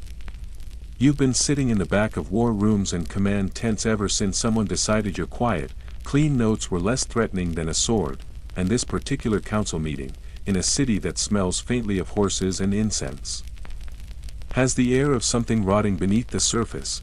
10 men sit at the central table. Half of them are noble-born, wearing rings so heavy they seem in danger of toppling forward. The other half earned their stripes with scars and siege dust. None are smiling. Each has their own idea of where the crusade should go next, and none of those ideas are compatible. They begin politely. But like the fruit plate, the sweetness is only on the surface. Lord Guy, whose beard is fuller than his treasury, wants to press north. Claims a vision told him there's a holy relic buried beneath an old monastery. Sir Alan, whose sword is sharp but wit is blunter, insists on a naval siege to the west. Fewer hills, fewer fleas. Another suggests securing the countryside and building actual roads, which is met with snorts from 2 counts who've never ridden farther than their own vineyards. You watch. You write. You sip weak wine and wonder if any of them have noticed the servant hasn't blinked once. Then someone mentions provisions. Ah, the real reason behind every grand gesture. food, they're running low. Again. The last convoy from the coast never arrived. A patrol sent to check on it returned with only 2 men and no explanation, just haunted looks and muttered phrases about ambushes and something in the woods. Fingers are pointed. Accusations wrapped in velvet are flung across the table. Someone coughs the word sabotage. No one repeats it. But everyone hears it, and that's when the servant moves, not much. Just a shift in weight. But you notice, because you've been trained to spot the small things. A hidden note. A misplaced barrel. A coin rolled too casually across a table. Movements mean more than speeches. You make a mark in the margin of your notes, servant. Unusual stillness. Unblinking. Possible listening post, the council breaks without decisions. As usual, but within 3 days, one of the lords is dead, not in battle. Not in a duel, poisoned. At dinner. After eating, yes, a date from a small private platter delivered to his tent, you're summoned to document the investigation. Because if history needs to record who made the crusade grind to a paranoid halt, it may as well be you. The physician claims it was bitter almond, maybe hemlock. The cook insists the food was fresh. The servant who delivered it. Missing. Of course, rumors fly like flies at an open latrine. Some whisper it was political, Lord Guy had enemies. Some claim divine punishment for hoarding relics. One squire swears he saw a figure in robes walking backward away from the tent after dark. Another claims the dates were cursed. You, of course, write it all down. Neatly. Chronologically. With question marks, then another noble dies. This one from a fall down a staircase that had no stairs. Just a ladder. That broke, the ladder, curiously, had been moved from its usual spot earlier that day. No one knows by whom. Now the crusade begins to eat itself, not openly. Not with swords. But with notes slipped under doors. With side eyes and skipped meals. The mess tent becomes empty. Food is checked and rechecked. Tasting duty becomes a punishment. You start seeing men pretend to faint just to avoid dinner. Meanwhile, your writing hand cramps from overuse. Because everyone wants a record. Wants their version inscribed. You're asked to redact this, to emphasize that. One knight insists you write that he certainly was not at Lord Guy's breakfast, even though you clearly saw him there. You comply. But in your private copy, you mark an asterisk. Then, just as quickly, the campaign resumes. Why? Because paranoid doesn't cancel orders. The crusade must go on. You travel with a reduced entourage, no more than 20, and head toward a fortified hilltop known only as the Thorn. It's supposed to be an easy conquest. Small garrison. Questionable defenses, but your thoughts keep drifting back to the poison dates, and to the man who hasn't blinked, because you see him again. Not as a servant this time. As a translator. In a different robe. Different names. Same eyes, you don't say anything. Yet, the siege of the Thorn lasts 2 days. Short. Brutal. Efficient, and when it ends, the town is left in eerie order. Almost too neat. No burning. No screaming. Just surrender. You hear murmurs that the garrison commander had been bribed. That he let the gates fall open, no proof. But you note it anyway. Then your commanding officer receives a letter, sealed in green wax, unfamiliar insignia. He reads it. Frowns. Calls you in to transcribe a response, but first has you read it aloud, it's a request for withdrawal. Not from an enemy. From a noble faction back home. The letter urges restraint. Claims that continuing the crusade without consensus risks dividing the realm. Cites moral fatigue, strategic ambiguity, and, your favorite, lack of post-victory planning. Your commander laughs.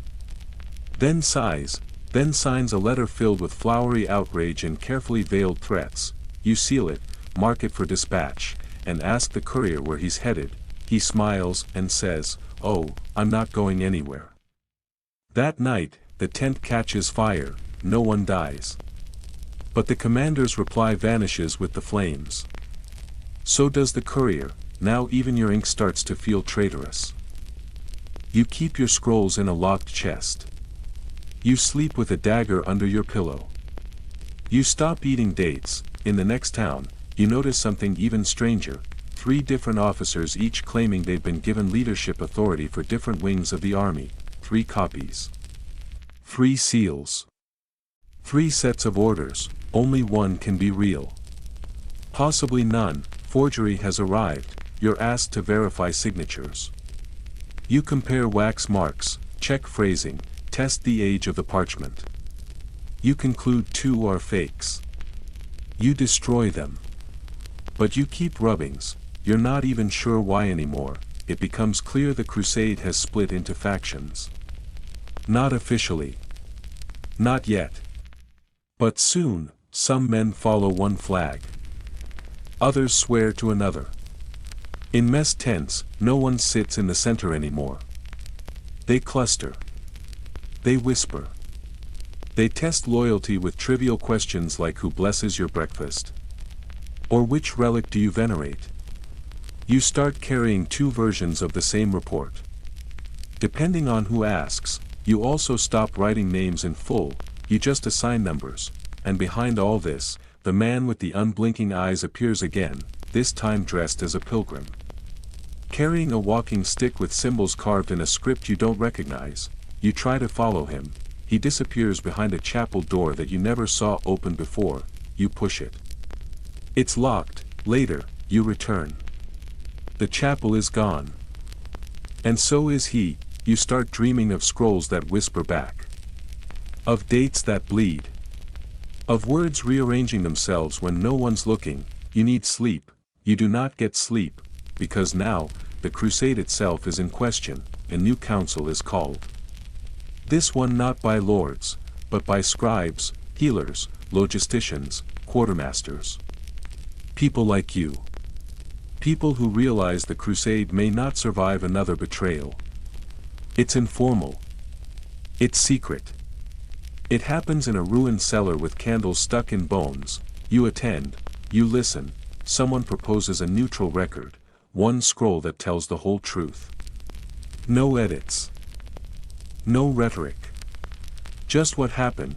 You suggest hiding it in a language no one currently speaks. A monk volunteers. He's already been working on a cipher. You help. It becomes your secret project. Your escape, the chronicle of no names. You write it at night. In silence. One entry at a time. It begins. This is not a holy war. This is a siege of meanings. One day, you find a bundle of dried dates in your pack. You burn them. The crusade continues, but it walks on eggshells now. The commanders put on smiling faces. The troops train in view of the locals. The church bells ring. But you see the tension in every handshake. In every scroll you're asked to write but never copy. And one morning, a new man joins your unit. He's quiet. Helpful. Smiles too easily. You ask his name. He says, "Oh, just a scribe." You don't blink. You nod, and make a new mark in the chronicle of no names. Because now, the war isn't about cities or relics. It's about narrative. And you've become a very dangerous historian. By now, you've stopped asking where exactly you are. Borders blur. Maps change. Towns are renamed, burned, rebuilt, or simply vanish. Even the banners shift color so often you begin to suspect the die-makers are the real victors of the crusade. One week you march under the white and gold standard of a pious duke. The next, it's a sunburst sigil you don't recognize. Fluttering from the same pole, but your role remains unchanged. You observe. You record. You decipher not just words, but intentions, and now, your skills are needed somewhere new, you're sent to an abbey, not for healing. Not for prayer. But for accounting, because the abbey holds archives, a treasure trove of old land deeds, birth ledgers, grain records, monastery correspondence, tax lists, and maybe, somewhere, buried between dust and ink, a forgotten truth that will either stop the crusade or fan its embers into a wildfire. The place itself is serene to the point of unsettling. Vines creep gently up warm stone. The cloisters echo with soft sandals and softer chants. Doves coo from the bell tower. A monk smiles at you and offers cheese. Another bows too deeply and doesn't speak. You take a room near the scriptorium. Your task is simple on paper: review a set of scrolls suspected to contain falsified lineage claims, documents that have allegedly been used to justify certain commanders' divine right to land and authority. You're not told who forged them, you're just told to verify. So, you begin. The room smells of vellum and candle smoke. You unroll the scrolls slowly, brushing centuries from their margins. Some are clearly copies of older records, rushed handwriting, uneven spacing. Ink that has bled and blurred. Others are more careful, too careful. You spot it quickly, identical strokes repeated across documents allegedly written decades apart. A flourish in a T that's just a little too consistent. You feel a chill. These aren't ancient declarations. They're recent inventions masquerading as memory. You make notes. Carefully coded. You're not the only one here watching, because someone doesn't want these scrolls reread. The abbey isn't just housing knowledge. It's guarding narrative. And beneath all the tranquility, there's something off. You notice doors that never open. A cloister path always swept, yet never used. A bell that tolls not on the hour, but in response to conversations. One night, you hear humming behind a bookcase. You say nothing, you keep reading, because the more you uncover, the stranger the web becomes. You find a document claiming a certain noble's grandfather founded the abbey. Yet a different scroll describes the abbey's founding before that noble's family existed. One refers to a miraculous relic stored beneath the chapel, yet no one will show you the crypt. The head librarian, a monk with too many keys and too few answers, shrugs off your questions. Not all truth fits on paper, he says. You respond, then why is it all written? He smiles. Is it? You decide to look for yourself. Late one night, you sneak into the restricted stacks. It's not difficult. The lock is old. The corridor unguarded. Monks here fear questioning more than theft. Inside, it's colder.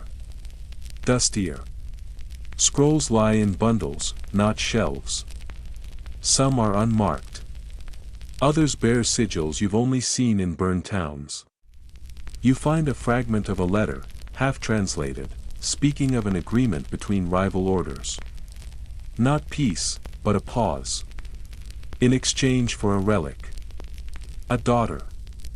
A name. The fragment ends mid-sentence. You pocket it. You also find something else, a map. Not of towns, but of claims. Who owns what? Who should own what? Many names are crossed out. A few are circled. One is written in red. You recognize it. It's the man with the unblinking eyes. You return to your room in silence. Burn your notes. Rewrite them from memory using symbols only you understand. Then seal them in a jar and bury it beneath the garden bench outside your window, because something's coming, and not all knowledge can be carried. The next day, the abbey's prior calls for you. He greets you with warmth and offers tea, spiced, sweet. You don't drink it. He talks of balance. Of faith. Of how the crusade, like all storms, will pass. He says your work is valuable, but dangerous. That perhaps some scrolls are better forgotten. You ask him plainly, who forged the records? He doesn't answer. Instead, he hands you a new assignment. A noble caravan is expected within days. They need a translator. Someone who can interpret legalese and political lies with equal fluency. You are, apparently, Uniquely qualified, you accept, because you want to meet the man at the center of all this, and when the caravan arrives, there he is, the unblinking scribe. This time dressed in fur, smelling faintly of sandalwood. He wears no insignia, carries no weapons, and smiles like someone who knows which names are real and which ones merely borrow power. He recognizes you instantly, you pretend not to. The negotiations are tense. The noble, young, ambitious, anxious, insists on a marriage alliance. Land for loyalty. A union to restore the sacred balance. He waves documents. You check them.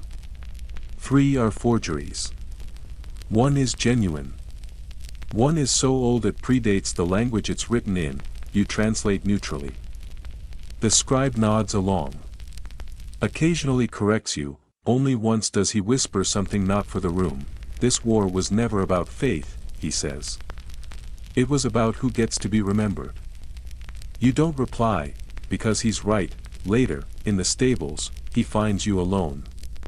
Offers you a folded piece of paper.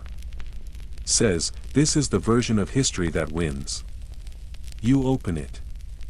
It's your own handwriting, copied, altered, reattributed to a bishop you've never met. You ask how he got it. He says, history always finds a pen. You stare at the page, then tear it in half. He doesn't stop you, he just shrugs. There will be others.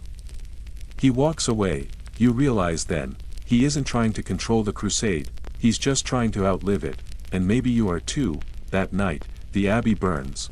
No explanation, no suspects, many scrolls are lost, but not yours, because the chronicle of no names isn't in the abbey, it's under your bedroll. You leave before sunrise. No orders. No farewells. You ride to the coast. You've heard of a ship headed east. Not as a crusader. Not as a soldier. Just a translator. You arrive just in time. Boarding is slow. The wind indifferent. The crew surly. The captain doesn't ask your name. You offer none. The deck creaks beneath your boots. The sea stretches out like a clean page. You exhale, and for the first time in months, you don't carry ink-stained guilt on your fingers. Only salt, only wind, only silence. You think, maybe this is the end. You're wrong, because 2 nights later, a storm hits, the sail tears. The mast cracks. Water pours into the hull like spilled wine. People scream. Pray. Vanish. You hold tight to the jar tied to your waist. The one with the buried notes. The backup of the chronicle. The truth, or at least a version of it. You're thrown overboard. The sea takes you, and the jar, and the ink, and the names, but not your memory. You wash ashore on an unfamiliar coast. Alive. Barely. You're taken in by villagers who speak no Latin, no French, no Crusader dialects. They feed you, clothe you, don't ask questions. You heal, slowly, and when you can finally walk again, you ask for paper. They bring you birch bark. It will do. You begin to write, not a record, not a chronicle, a story, because some truths aren't for parchment, they're for people. You write not about kings or commanders. You write about the boy who threw the turnip, about the woman who spun thread through fear, about the dates, the scarf, the crooked ladder. You write about silence, and what it tried to say, and when you finish, you roll the story, wrap it in cloth, and place it in a jar. You bury it beneath the largest tree in the village. You tell no one, but every spring, you visit the tree, you sit beneath it, and whisper to the roots, this happened. Whether or not anyone ever believes it. The crusade rolls on, but by now, you realize, it's more echo than movement. You return, not because you choose to, but because letters find you. Letters that call you back to the heart of it. Letters from commanders, from scribes who've heard of your neutrality, from monks who somehow know the weight of your silence. You don't know who told them where to find you. Maybe no one did. Maybe the crusade simply knows how to call home what it can't afford to forget. You arrive at a sprawling military encampment just outside a river-crossed city. Banners flap in the breeze like tired lungs. Horses shift in muddy paddocks. Everywhere smells faintly of soapweed, sweat, and waiting. The city's name has changed 3 times in the last month depending on who's holding the east wall. For now, it's being called Sanctum Felix. No one's quite sure if that's a joke. You're brought to a tent. Not a soldier's tent, but something more elaborate: wooden beams, carpeted floors, an oil lamp that doesn't flicker even in the breeze. The man waiting for you has a voice like gravel and the posture of a statue. He's neither soldier nor cleric. He introduces himself only as Custos. "I hear you keep more than records," he says. You don't respond. He nods anyway. "I need someone who remembers the difference between truth and testimony." He lays out your task. A truce has been brokered. Temporary, fragile, and already beginning to sour at the corners. 3 factions, none of them wholly aligned, have agreed to convene within the city walls and settle. Once and for all, who holds legitimate claim to the Crusades banner. Not the land. Not the relics. The narrative. That's right, you're here to help officiate a battle of paperwork. You want to laugh, but instead you nod. You're given access to their archives. All of them. That's the part that scares you, because here's what no one outside the Crusade seems to understand: each faction believes it is telling the truth, and each one has the documents. To prove it, you begin with the first claim, the Knights of the Marian Flame. They assert that their founder received a vision from the Virgin Mary herself, instructing him to purify the path of the cross through deeds of incorruptible fire.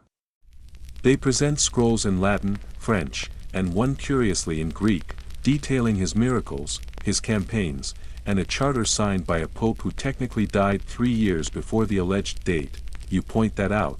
They reply, "Miracles transcend time."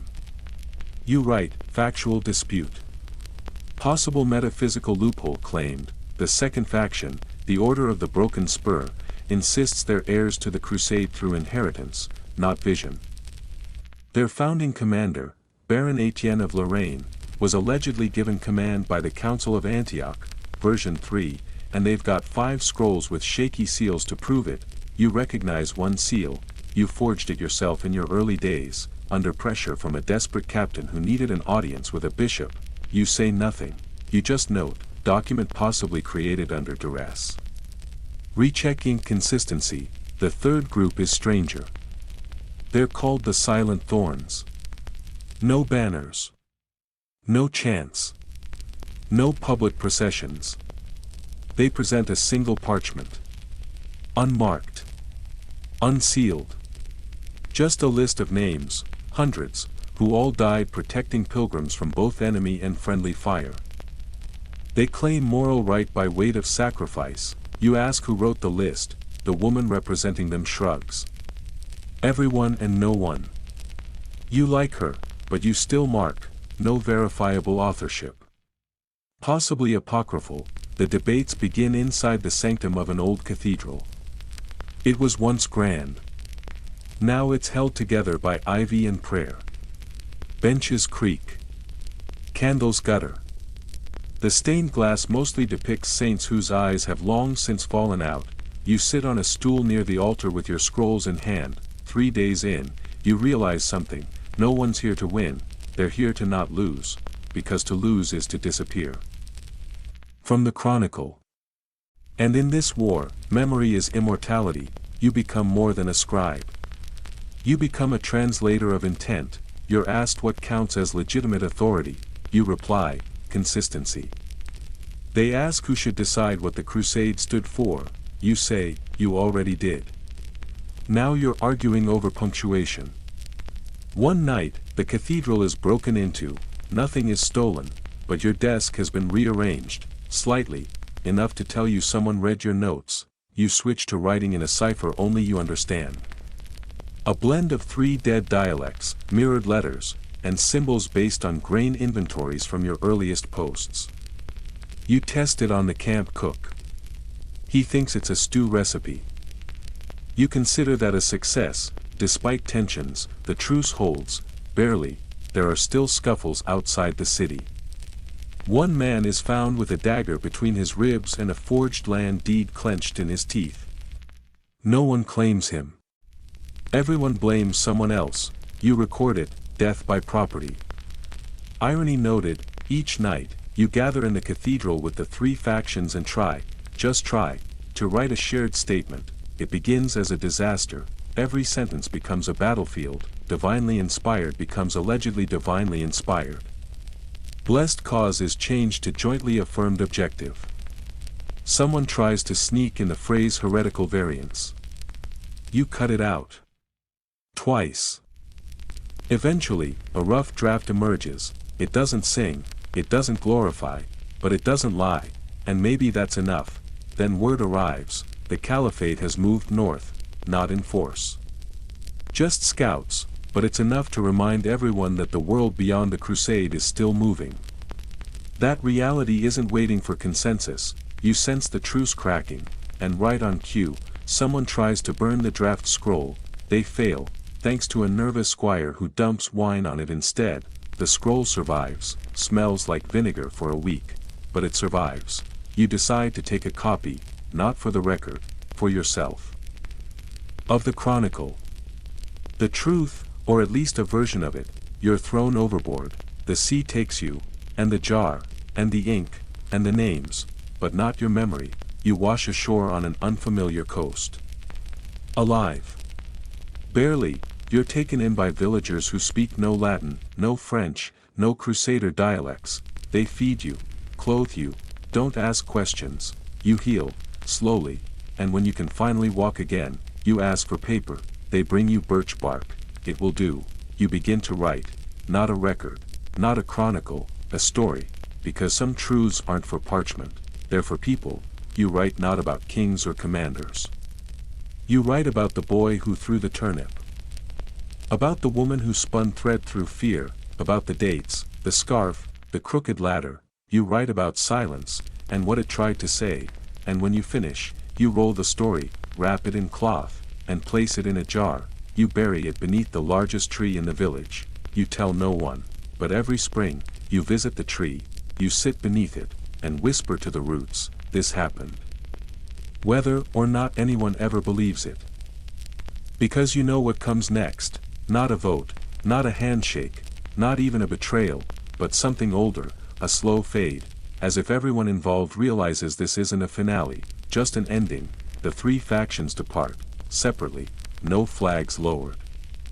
No ceremony, just a lot of horses moving in three different directions, you remain behind, one last task, a burial, the woman from the silent thorns has died. Fever.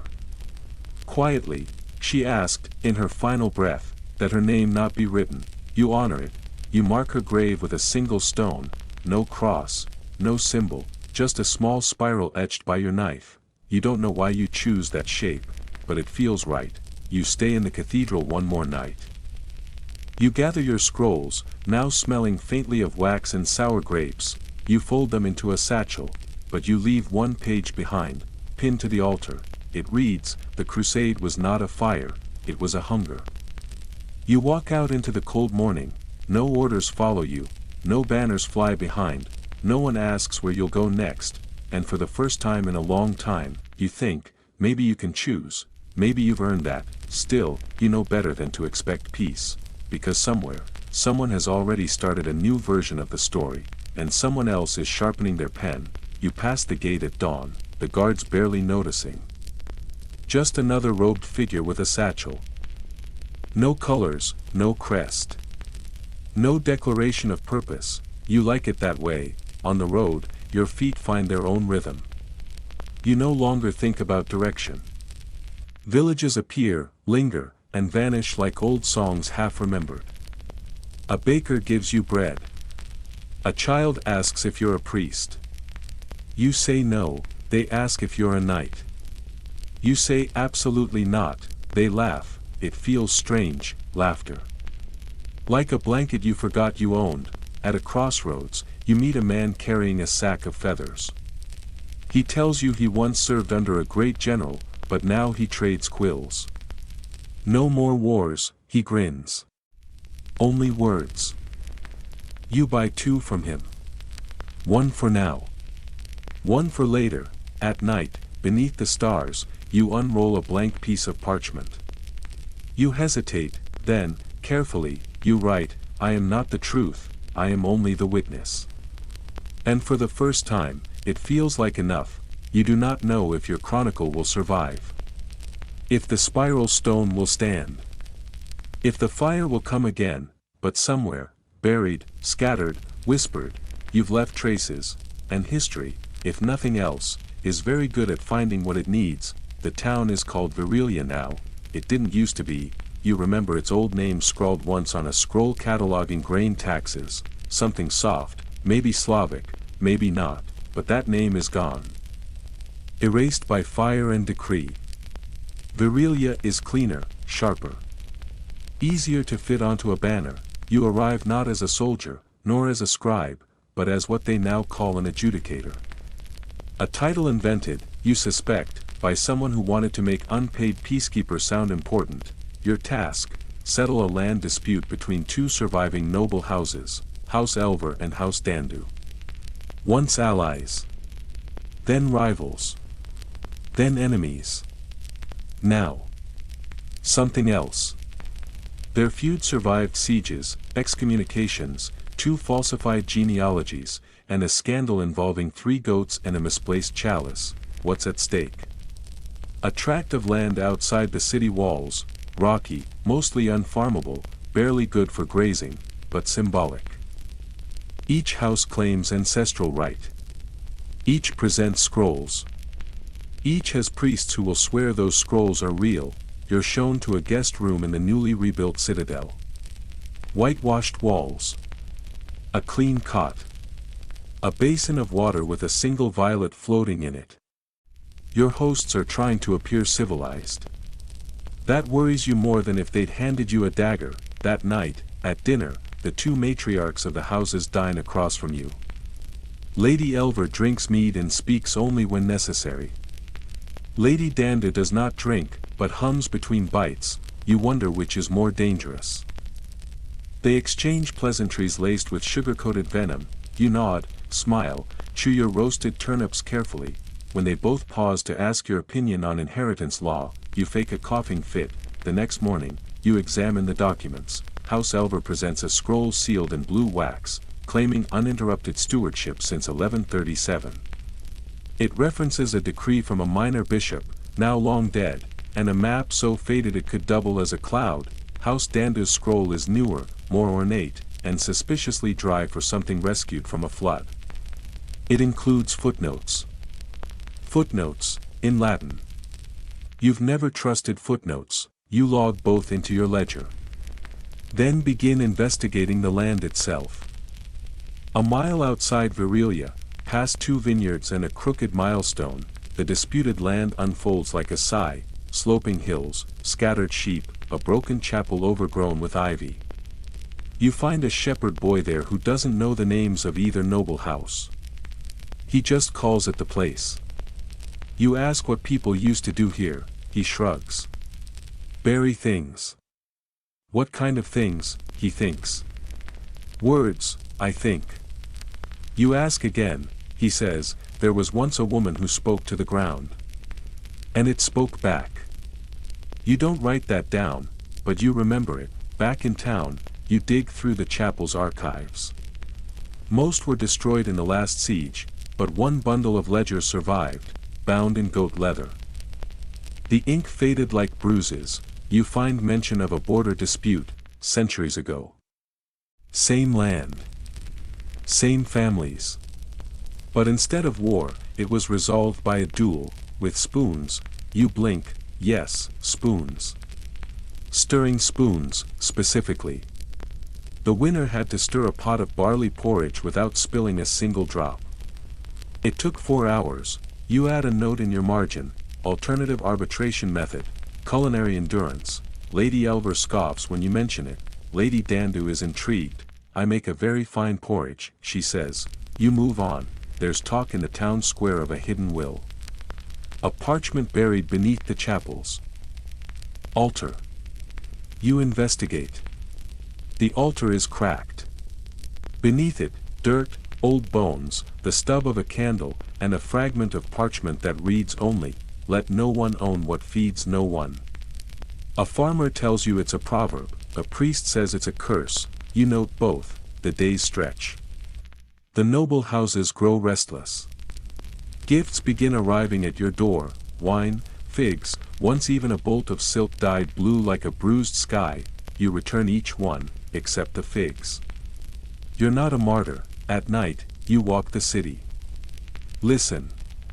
Absorb, you hear whispers that this dispute isn't just about land. That beneath the fields are bones. That soldiers were buried hastily. That relics may be hidden. One man claims a sword once belonging to a saint lies beneath an old olive tree. Another says the land hums when you sleep on it, you do. One night. Just to test, you don't hear humming, but you dream of ink that won't dry. By the end of the week, both houses are demanding a ruling, you host a gathering. Not in the cathedral. Not in the citadel, at the land itself, you make them walk. Lady Elver arrives in a litter. Lady Danda rides a mule, you speak plainly, this land is wounded. You want it to mean something. But it doesn't feed. It doesn't house. It doesn't even remember. You gesture to the broken chapel, you each offer documents. But the land offers none. And when the land does not choose, we must. They frown, then you hold up a coin. One side bears the sigil of the silent thorns, now defunct. The other is blank, they object. Loudly, you remind them that the last time this land was claimed, it ended in fire, this time, it will end in chance. The coin flies, it lands, blank side up, you name no victor, instead, you declare the land is to be held in common, neither house may farm it, nor fence it, nor sell it, it becomes a sanctuary, a garden, a silence, they argue. Of course they do. But the crowd watches, and this time, the crowd matters, because both houses know what happened the last time someone ignored the will of the people. Eventually, they agree, reluctantly. Later that week, a group of orphans plants rosemary on the hill, someone builds a bench, you carve a small spiral into its backrest, you don't know why, you leave Virelia quietly, no ceremony, no titles, just the road ahead, but in your satchel, you carry two things, a copy of the footnoted scroll, because sometimes even lies are worth studying. And a stone from the hill, it hums, only a little. A few days later, you arrive at a port city called Arzent, it's cleaner than most. The streets are cobbled. The guards wear matching cloaks. People smile without flinching. But you sense it anyway, beneath the perfumes and fountains, this city has secrets. You're approached by a scholar named Marek. He's heard of you. Everyone has, it seems. I'm assembling a team, he says. To record what really happened. You raise an eyebrow, he continues. Not battles. Not dates. People. Their words. Their work. Their disappearances. You ask who's funding this, he grimaces, no one. You ask what it's called, he shrugs, for now, we just call it, the Echo. You like that, you agree to help, your first task. Interview a former prisoner. A woman who once passed notes between siege walls by folding them into paper birds. She lost 3 fingers. She gained a reputation. She's now a potter, you find her shaping clay with fluid grace. You talk. She laughs. She tells you about the paper birds, most never made it, she says. But one did. It carried a recipe for broth. That soldier survived. You nod, you write it all down, not just the recipe, the way she smiled when she said it. That night, you walk the edge of the harbor, where the salt wind tears at your cloak. You see a boy skipping stones. He offers you one, you decline, you've already got a stone that sings. Back in your room, you light a candle. Open a new scroll. And across the top, you write. Echo entry number 1, truths that didn't win, you write until dawn, not for power, not for legacy, but because someone might read it and remember something they forgot they knew, and because silence only wins if you let it. By midday, the candle has burned itself into a crooked stub, and your fingers ache from writing, but the ache feels clean, honest. You lay down your pen and stretch, eyes adjusting to the daylight slipping in through the warped glass of your window. Outside, Arsent is waking up, carts rolling across uneven stones, hawkers shouting promises of figs sweeter than last week's lies, seagulls declaring dominion over rooftop tiles, and below that, all below that, you hear it. Not quite humming, more like breath, the city, still exhaling stories. You visit Marek again that afternoon. He's in a cramped room above a cooper's shop, hunched over a stack of testimonies gathered from kitchen boys, burned-out friars, and one knight who now earns his living painting portraits of saints with uncannily human eyes. He's frustrated. Too many contradictions, he mutters. No two memories match. You smile. Then you're finally getting close. He groans. You hand him your entry, he reads it twice, then sets it down gently. We'll need more ink. You nod. And better questions. That evening, you take the spiral stone from your satchel. It's warmer than it should be. You place it on the windowsill, let it catch the last of the sunset. You don't need to understand it, some things just accompany you. Below, a child runs past, laughing. A dog barks. A man sings badly but with conviction. You close your eyes, and for the first time in a long time, you don't feel like a ghost clinging to parchment. You feel like a page, still blank, still waiting, but ready. You whisper to no one in particular, let the stories come. And somewhere, not loudly, but clearly, you think you hear a voice reply, they already are. You're in the market when the message arrives, not a scroll this time, nor a writer. Just a folded scrap tucked beneath a wheel of goat cheese you didn't buy. It's written in tight, slanted letters, no signature, no seal, come to Anselm's Hollow. There are things even the echo cannot hear. Bring no ink. Bring only memory. You fold it twice more. Buy the cheese anyway. Anselm's Hollow is not on any official map. But you've heard of it, spoken in half-whispers by merchants and smugglers, once drawn in charcoal by a feverish monk who insisted it was where the sky had cracked. It takes you 4 days to reach it, not because it's far, but because everyone seems determined to delay you. Wagons tip. Roads flood. A boy throws a rock at your horse. A tollkeeper asks for your name, then claims it's cursed. Still, you arrive, and discover it's not a hollow at all, it's a village built in a shallow basin of earth, ringed by trees that lean inward like eavesdroppers. The houses are silent. The windows covered. But smoke curls from chimneys, and somewhere, faintly, a bell rings, not for time, but for warning. You are expected. A woman greets you at the edge of the hollow. She wears a cloak woven from black linen and red thread, and eyes that read like footnotes, always checking, always comparing. You wrote the chronicle, she says, not as a question. You nod, good. You'll need to forget it. She leads you to a stone building set apart from the others. No cross, no icon, just a painted spiral above the doorway. The same spiral you etched into the bench in Virelia. Coincidence? You don't ask. Inside, the air is damp, the light dim. Shelves line the walls, but not with books, with bones. Labeled not by name, but by sound, the sigh of a widow. The cough of a bishop. The laugh of a trader. You realize they're not bones at all, they're flutes, each one carved from the long hollow of a femur or a radius, some polished, some still rough, all etched with strange notations. This is a library of breath, the woman explains. During the early crusade, voices were stolen. Not metaphorically, literally. People spoke truths that no one wanted remembered. So they were silenced.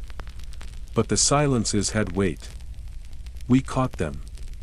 She lifts a flute labeled regret before drowning. And plays. It sounds like a story trying to speak without words. Your skin prickles. You're handed one, blank, and used. We don't need your ink, she says. We need your breath. It's harder than it looks. Your first note is weak, uncertain. The second sounds almost like a question. By the fifth, you remember, the laughter of the boy with the turnip. The woman spinning thread. The click of the ladder just before it broke. They come back, not as sentences, but as sensations. And you play them, you play until your lungs ache, you play until she nods, you play until silence sounds different. She shows you their archive. Not scrolls. Not books, echoes, each stored in clay pots sealed with wax, labeled not by content but by cost, 2 fingers. A village. A century of denial. You ask what they want from you, she shrugs, just tell us what you almost wrote. You begin, not with battles, but with hesitations, the moment you didn't pull the curtain. The letter you didn't send. The witness you didn't question. They record none of it, but someone listens. You stay for 3 days, on the second. You wake to a new flute beside your cot, no label, you play it, it sounds like your first lie. On the third, a man arrives from the coast, carrying news, a new crusade has been declared. You feel tired, but not surprised. The woman doesn't blink. They always declare something new when the old one won't die.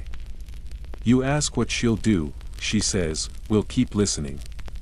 Before you leave, she hands you a pouch, inside, salt. A sliver of beeswax. And a flute labeled the breath between pages. You don't ask why, you just bow, and walk. You travel north again, but slower. Each village seems stranger now. Not for what it says, but what it refuses to. In one, no one speaks of the statue in the square, even though its face changes slightly each night. In another, a man sells relics he insists were grown, not found. You don't document any of it. Not yet. You just listen, and that's when you reach Avenel. Avenel is known for 2 things, its massive library, and the fact that no one is allowed inside it, not scholars. Not clerics, not even its own citizens, but when you arrive, the gates are open, not flung wide. Just unlatched, and that's worse. Inside, it's empty, no guards. No scribes. Just silence thicker than dust. The books are still there, tens of thousands, arranged not by subject, but by reader. Each shelf bears a name. Most you don't recognize, but one is yours. You find it tucked between Saint Hilarion and the other Marguerite. It's thinner than you'd expect. The cover is rough. The pages are blank, all except one, a note written in your own hand. You weren't supposed to see this. You step back, then forward, then sit, because somehow, this place is waiting. You read titles, miracles that never asked permission. The treaty signed in a dream. The footnote that became a kingdom. Some are real. Some are not. You can't tell anymore. You stay in the library for 3 nights. Each morning, one more page in your book is filled. Never while you're looking. Never in order. By the 4th night, you find a message scrawled across the margins. Write with silence. Let memory make the ink. You decide to try. You leave the library with no new documents, but your satchel feels heavier. You don't know what it means yet. You continue north, and the wind begins to change. It's subtle at first, a chill where there should be warmth. Frost on the inside of windows. Fires that burn blue for a few seconds before catching red. People talk of a curse. A shadow. A priest preaches that the crusade has awakened something older than sin. You pass a town where every mirror has been smashed. You ask why. They tell you, too many things were looking back. At night, you take out the flute. You play. It sounds like a footstep that never landed. You keep going, and just before you reach the borderlands, where the crusade first began, centuries ago, you find the ruins. a tower collapsed inward, not scorched. Not rotted. Just folded, like wet paper.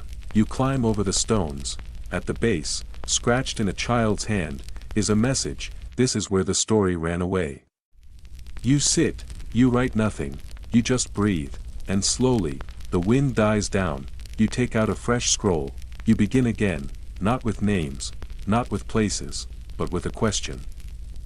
What if the crusade was not a war, but a question we never stopped asking? You write until the sun rises, and when it does, the frost begins to melt, just a little, certainly. Here's an additional 400-word continuation that flows naturally from the end of section 13, enriching its emotional weight while keeping in rhythm with your tone and voice. You finish the scroll just as the sunlight touches the edge of the ruined tower, catching in the cracks like gold in old scars, and for a moment, you think, maybe this was what all the noise was hiding. This quiet. This breath. You bury the scroll beneath a loose stone, wrapped in oilskin, not to preserve it, but to give it weight. Let the earth decide when to speak again, then you rise, stretch your back, and begin the long walk down. The path is less treacherous now. Or maybe your feet have just learned how not to fear loose ground. On your way out of the valley, you pass a trader leading 2 camels and a one-eyed goat. He asks if you've come from the tower. You nod, he leans in and whispers, they say something inside it writes back. You smile, sometimes, you say, the story finishes itself. He squints. But does it tell the truth? You shrug. Sometimes it does better. That night, you camp beneath a sky too full of stars to feel accidental. You light no fire, but you take out the flute, the one labeled the breath between pages. And you play, not a song, not a memory, just a thread of sound so thin it barely exists, and yet, something answers, not an echo, not quite, more like a turning of a page far away. You pause, then whisper toward the dark, I'm still listening. The silence that follows feels different, not empty, waiting, and for the first time, you wonder if this was the point all along, not to capture history, but to keep it company. You lie down on the cool grass, cradled by forgotten roots and unseen eyes. You close your eyes, and dream not of what was, but of what still wants to be told. You reach the old capital just as winter begins to whisper. It's not snowing yet, but the clouds hang low and heavy, like a rumor everyone agrees not to say out loud. The city gates are cracked open, no fanfare, no guards with halberds angled in greeting. Just the wind, weaving its way through stone towers and across banners too faded to read. This is Brlo, once a seat of coordination, diplomacy, command, now. It's a memory pretending to be a city. You remember Brlo from earlier years, before everything blurred. Before the marches that led nowhere. Before the crusade began to chase its own reflection. Back then, Brlo stood proud, chest puffed with certainty. Now its heartbeat stutters. Still, people live here, scribes, clockmakers, refugees too tired to flee farther, and ghosts. Not the moaning kind, just regrets that learned how to walk. You're here at the request of someone you haven't heard from in years, Matthias. He was once a royal secretary. More ink than blood. A man who spoke 6 languages and felt deeply uncomfortable in all of them. When you knew him, he catalogued saints' relics, everything from splinters of cross to crumbs of dried tongue supposedly belonging to a bishop who hiccuped miracles. His letter was short, the archive is opening. They're choosing what to forget. I need you here. You arrive at the old mint. That's where the archive hides, not in the cathedral. Not the fortress. The mint. Because gold remembers even when people forget. Matthias meets you at the door. He looks older. You say nothing about it. He leads you down a narrow staircase into the vaults. Candles flicker in iron sconces. Dust chokes the corners. And beneath your boots, marble slabs carved not with saints, but currencies. The worship of trade, etched in stone. The archive is deeper than you imagined. Not just shelves, halls, rooms, tunnels, some scrolls are chained. Others float in sealed glass, suspended in an oily liquid that glows faintly when you pass. A few are humming, not musically. More like the slow grinding of memory against itself. Don't touch those, Matthias warns. They're politically volatile. You smirk. Aren't we all? He doesn't laugh. You reach a chamber with 3 chairs and 1 table. On it, 10 scrolls lie unrolled, side by side. None labeled. Each written in a different hand, a different century, a different version of the Crusade. This is the problem, he says, gesturing toward them. They're choosing. Who's they? The new committee. Appointed by. Well, you know how these things go. Titles change. Truth doesn't. They want one version. They want one documented version. The rest will be sealed. You already know what that means. Memory in exile. You sit. Read. One scroll glorifies the First Crusade as divinely orchestrated, complete with descriptions of angels descending to join a cavalry charge. Another emphasizes the economic motivations, calling the whole affair a vast redistribution of suffering. A third claims the crusade never really ended, only mutated, migrating from battlefield to bloodstream, warping every institution it touched. You read until your eyes itch. Each scroll is convincing, each scroll contradicts the next. Matthias waits. So, he asks, which one do we let live? You don't answer, not yet. Instead, you wander the deeper stacks, where banned texts sleep like animals too dangerous to cage properly. You pass one scroll bound in nettle, another wrapped in linen soaked with ink and blood, intertwined so perfectly you can't tell which is which. You find a ledger that records dreams claimed to be prophetic, organized by date, frequency, and political usefulness. One is marked, recurring, possibly fabricated, effect on morale, high. You feel like you're walking through a memory that's learning to lie better, and then you find it, a scroll in your own hand, not one you remember writing. It's dated 13 years ago. The ink is yours. The phrasing is unmistakable.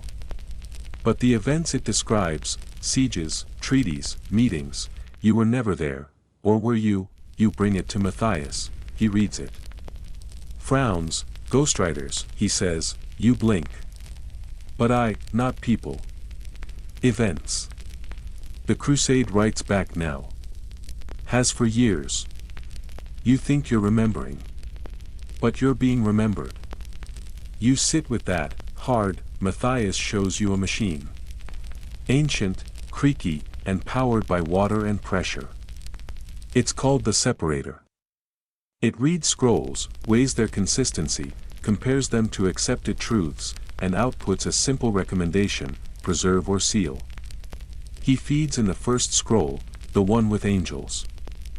It clatters for 2 minutes, then, seal.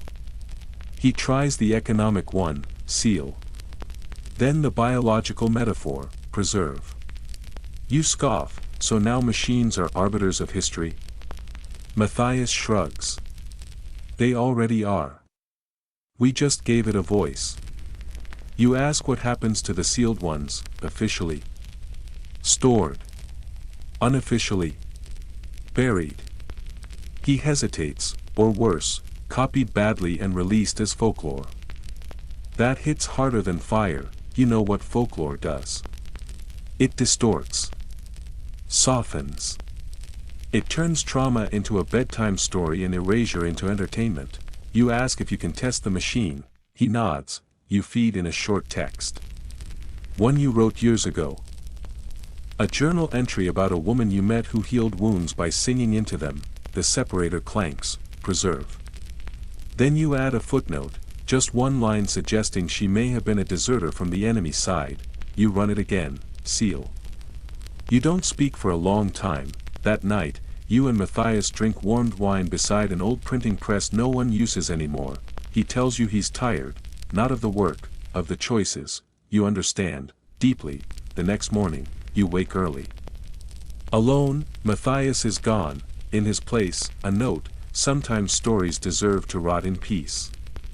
Others, don't let them rot alone. The scrolls are still there, so is the separator. You do something you haven't done in years. You write, not to preserve, not to archive, but to resist. You compose a new scroll, not a summary, not a conclusion, a mosaic, fragments from each version, a paragraph from the angelic myth, a footnote from the economic critique, a line from the dream ledger. You bind it with strings soaked in wine and ash. You label it, incomplete by design. Then you leave, not through the main gate. You find a tunnel behind the mint, once used by smugglers to transport gold and occasionally, people. You carry the scroll in a waxed pouch against your chest. You walk until the walls sweat salt and the air turns wet with waiting. At the tunnel's end, there's a door. It opens. No one greets you. You leave the scroll on a step. Underneath it, a note: this story won't survive curation. It might survive care. You climb out into morning. The city yawns behind you. History is still choosing. But now, so are you. You don't look back. Not out of defiance, but because looking back is how they find you again, those tidy archivists with gentle smiles and terrible scissors. Instead, you follow the sun as it slants low across frostbitten fields. Your boots crunch on old pilgrim roads, now overgrown with moss and thyme. Once, these paths led armies. Now they carry only crows and the occasional letter that know. No one admits to writing. In a hamlet half swallowed by trees, a woman offers you soup without asking your name. She says nothing about scrolls, but she hums a melody you recognize from a sealed archive, one supposedly never sung outside a palace chapel. You say nothing, just listen. In the corner of the room, a child draws spirals in dust. You leave a coin behind, not for the soup, for the memory. That night, under a sky so clear it aches, you unwrap the waxed pouch. Not the one from the archive, the other. The one you've carried for years. Inside is the fragment you almost lost. The one that simply reads, "What we forget remembers us." You rewrite it, on fresh parchment. You sign it this time, not with your name, but with the curve of a single spiral, a mark for those who read with their ears, and sleep with one hand still touching the past. Then you tuck it into a crevice between two stones near a well no one draws from anymore, and walk on. Tomorrow will ask its questions. Tonight, you rest beside stories that haven't yet decided what they are. The road beyond the well winds upward into colder hills, where the trees thin out and the wind gets nosier. You pass travelers more often now. Not pilgrims, not exactly, just people who look like they're trying to find something they lost before they knew they had it. They nod to you. Sometimes offer a fig, or a riddle. Occasionally a warning. One woman points to your satchel and says, "If that carries more than 3 truths, burn one before dusk." You laugh politely. She does not. You camp that night near a ruined watchtower. The stars are bright. The kind of bright that makes you feel like an afterthought, and in the morning, the letter is there, sealed with wax the color of old blood. A spiral pressed into it, not yours. You break it open carefully. It's from Marek. The scholar from Arzent. He writes with urgency, "It's time. We found something. Or it found us. We're calling it the mirror of many. Come quickly. Bring everything." You start packing before the sun finishes rising. The journey to Arzent is harder than before. Roads are closed, allegedly due to unforeseen maintenance, which, in this age, usually means plague, revolt, or a noble's bad dream. You take footpaths, riversides, sheep trails. By the time you reach the city gates, your cloak is torn and your boots are speaking fluent mud. Arzent feels different. Sharper around the edges. Like someone polished the cobblestones too hard. The usual smell of salt and warm bread is overwhelmed by something colder, like parchment soaked in vinegar. Marek is waiting at the inn. He looks even more tired than when you last saw him, which is impressive, considering his usual resemblance to an undercooked candle. He doesn't waste time. There's a thing under the scriptorium. A room no one remembered until we tripped over it trying to fix a leaking pipe. He hands you a page, it's a drawing. Spiral architecture. 9 concentric alcoves. In each, a mirror. The kind used not for vanity, but for watching. They reflect memory, he says. But not just your own. Other memory. You raise an eyebrow. Other people's. He hesitates. Other. Possible people. You go anyway. The scriptorium is unchanged, shelves sagging with scrolls, interns running around with ink stains up their noses. But beneath it, behind a broken stone slab and past a tunnel that smells like rotten quills, is the room. Just like the drawing, you step inside, and for a moment you lose the concept of silence. It isn't quiet. It's something deeper than that. Like the pause between questions no one wants to answer, the mirrors wait, the first one flickers as you approach. Not glass. Not metal. Something older. You don't see your reflection. You see a version of yourself who never left the tower after the siege. They're still inside, cataloging bodies, muttering dates, afraid of windows. The second shows a version of you who followed the crusade to its bitter, bleeding center, who now wears armor lined with scribal notes and a necklace of broken pens. That you is not someone you'd like to meet. The third shows nothing. You look again. Still nothing, then you blink, and realize it's showing you now, watching yourself watching. You back away. Marek has taken notes. Dozens of pages. Names. Shapes. Questions. He doesn't sleep anymore. It's rewriting, he tells you. The mirrors. They don't store memories. They project potential. You ask how that's useful, he laughs. Useful? It's horrifying. Still, you stay. You watch. You test, you bring in people. A retired midwife. A sailor who once refused to carry soldiers across a cursed river. A thief with perfect recall, each sees something different. One mirror plays a lullaby no one else can hear, another shows a funeral for someone who hasn't died yet. You wonder if this is history's backstage, or its warning. You begin writing not just what you see, but what you feel as you see it. A new kind of chronicling, where ink meets intuition, one night. The 7th mirror cracks, no one touched it, it simply split, and out of the crack came a name, not spoken. Not written, just known. You don't share it. Some names are maps, and some are matches. You leave the chamber shaken. That night, you dream you're holding a scroll that never unrolls. In the dream, it hums. You start keeping 2 journals. One for public knowledge. The other for things the mirrors reveal that should never be spoken aloud. You call it the whisper ledger. Marek disapproves, but doesn't stop you. By week's end, the city's leaders want the room sealed again. They fear it. Rightly so. You and Marek argue. Loudly, then quietly, then with looks alone. In the end, he offers a compromise.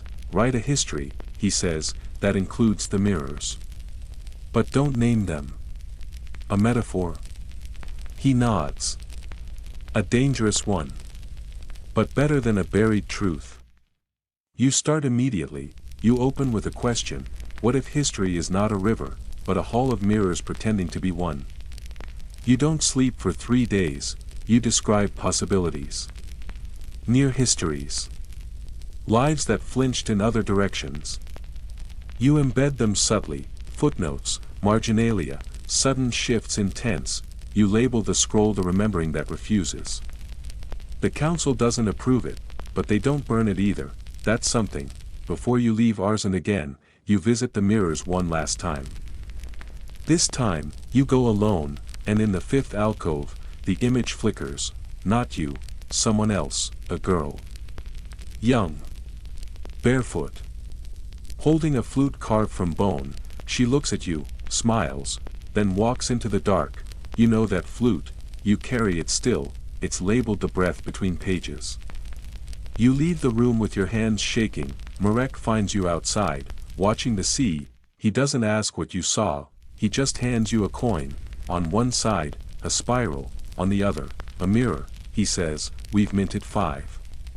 You carry the first." You ask who holds the rest, he shrugs. People who remember things no one believes. You tuck it into your satchel, it's heavier than it should be. You leave Arzent by the coast road, the waves echo like footfalls behind you. You find a village clinging to a cliffside. The wind there speaks in vowels. The locals claim their ancestors carved alphabets into the cliffs so the sea would know their names. You walk the shore, find a half-erased word, you whisper it, the sea nods. That night, you write your final entry into the whisper ledger, then burn it, because some things are only true when no one reads them. In years, Matthias, the scholar with quills for fingers and time in his eyes. He's waiting for you in a dry garden behind a cathedral with no saints left in it. The garden used to be filled with herbs for healing, but now it mostly grows moss and unsent letters. He offers you a seat on a bench carved with script that no one's bothered translating. "I thought you'd come later," he says, staring into the dirt. "I thought I wouldn't come at all." He smiles, tired. "That makes 2 of us." He tells you about the new council. About the vote. About how the mirrors will be sealed, but not destroyed, yet. There's a proposal to store them under the old tax archives, where they'll be catalogued but not actively engaged. You both know what that means, silenced curiosities. "We thought we could handle them," he murmurs. But the mirrors. They don't just show possibilities. They infect certainty. People are starting to remember things that never happened, and forgetting things they swear once did. You nod, sounds like history. That night, you help him move scrolls to a vault. He shows you one labeled simply, "The Sixth Witness." Inside, it's not text, it's a series of thumbprints, all pressed into a spiraled arrangement. Testimonies, he explains. The silent kind. People who didn't want to speak, but didn't want to vanish either. You hold the scroll. Your thumb tingles, he lets you keep it. "You're good with impossible things," he says. "Take it somewhere. Safer." The next morning, before you leave, you visit the mirrors one final time, though technically, you're not allowed to anymore. But you're good at not being allowed to do things. The room is colder, still, too still. You step before the second mirror again, the one that once showed you in armor, furious and broken. Now, it's empty, just dark. You reach out, and this time, it doesn't reflect, it absorbs. For a split second, you feel yourself stretched, memory peeled like bark. Your name flutters somewhere else, then it's over. You stagger back, and the mirror has changed, a single phrase etched into its surface: "Not everything forgotten is lost." You say nothing. You just bow, not to the mirror, to the silence around it.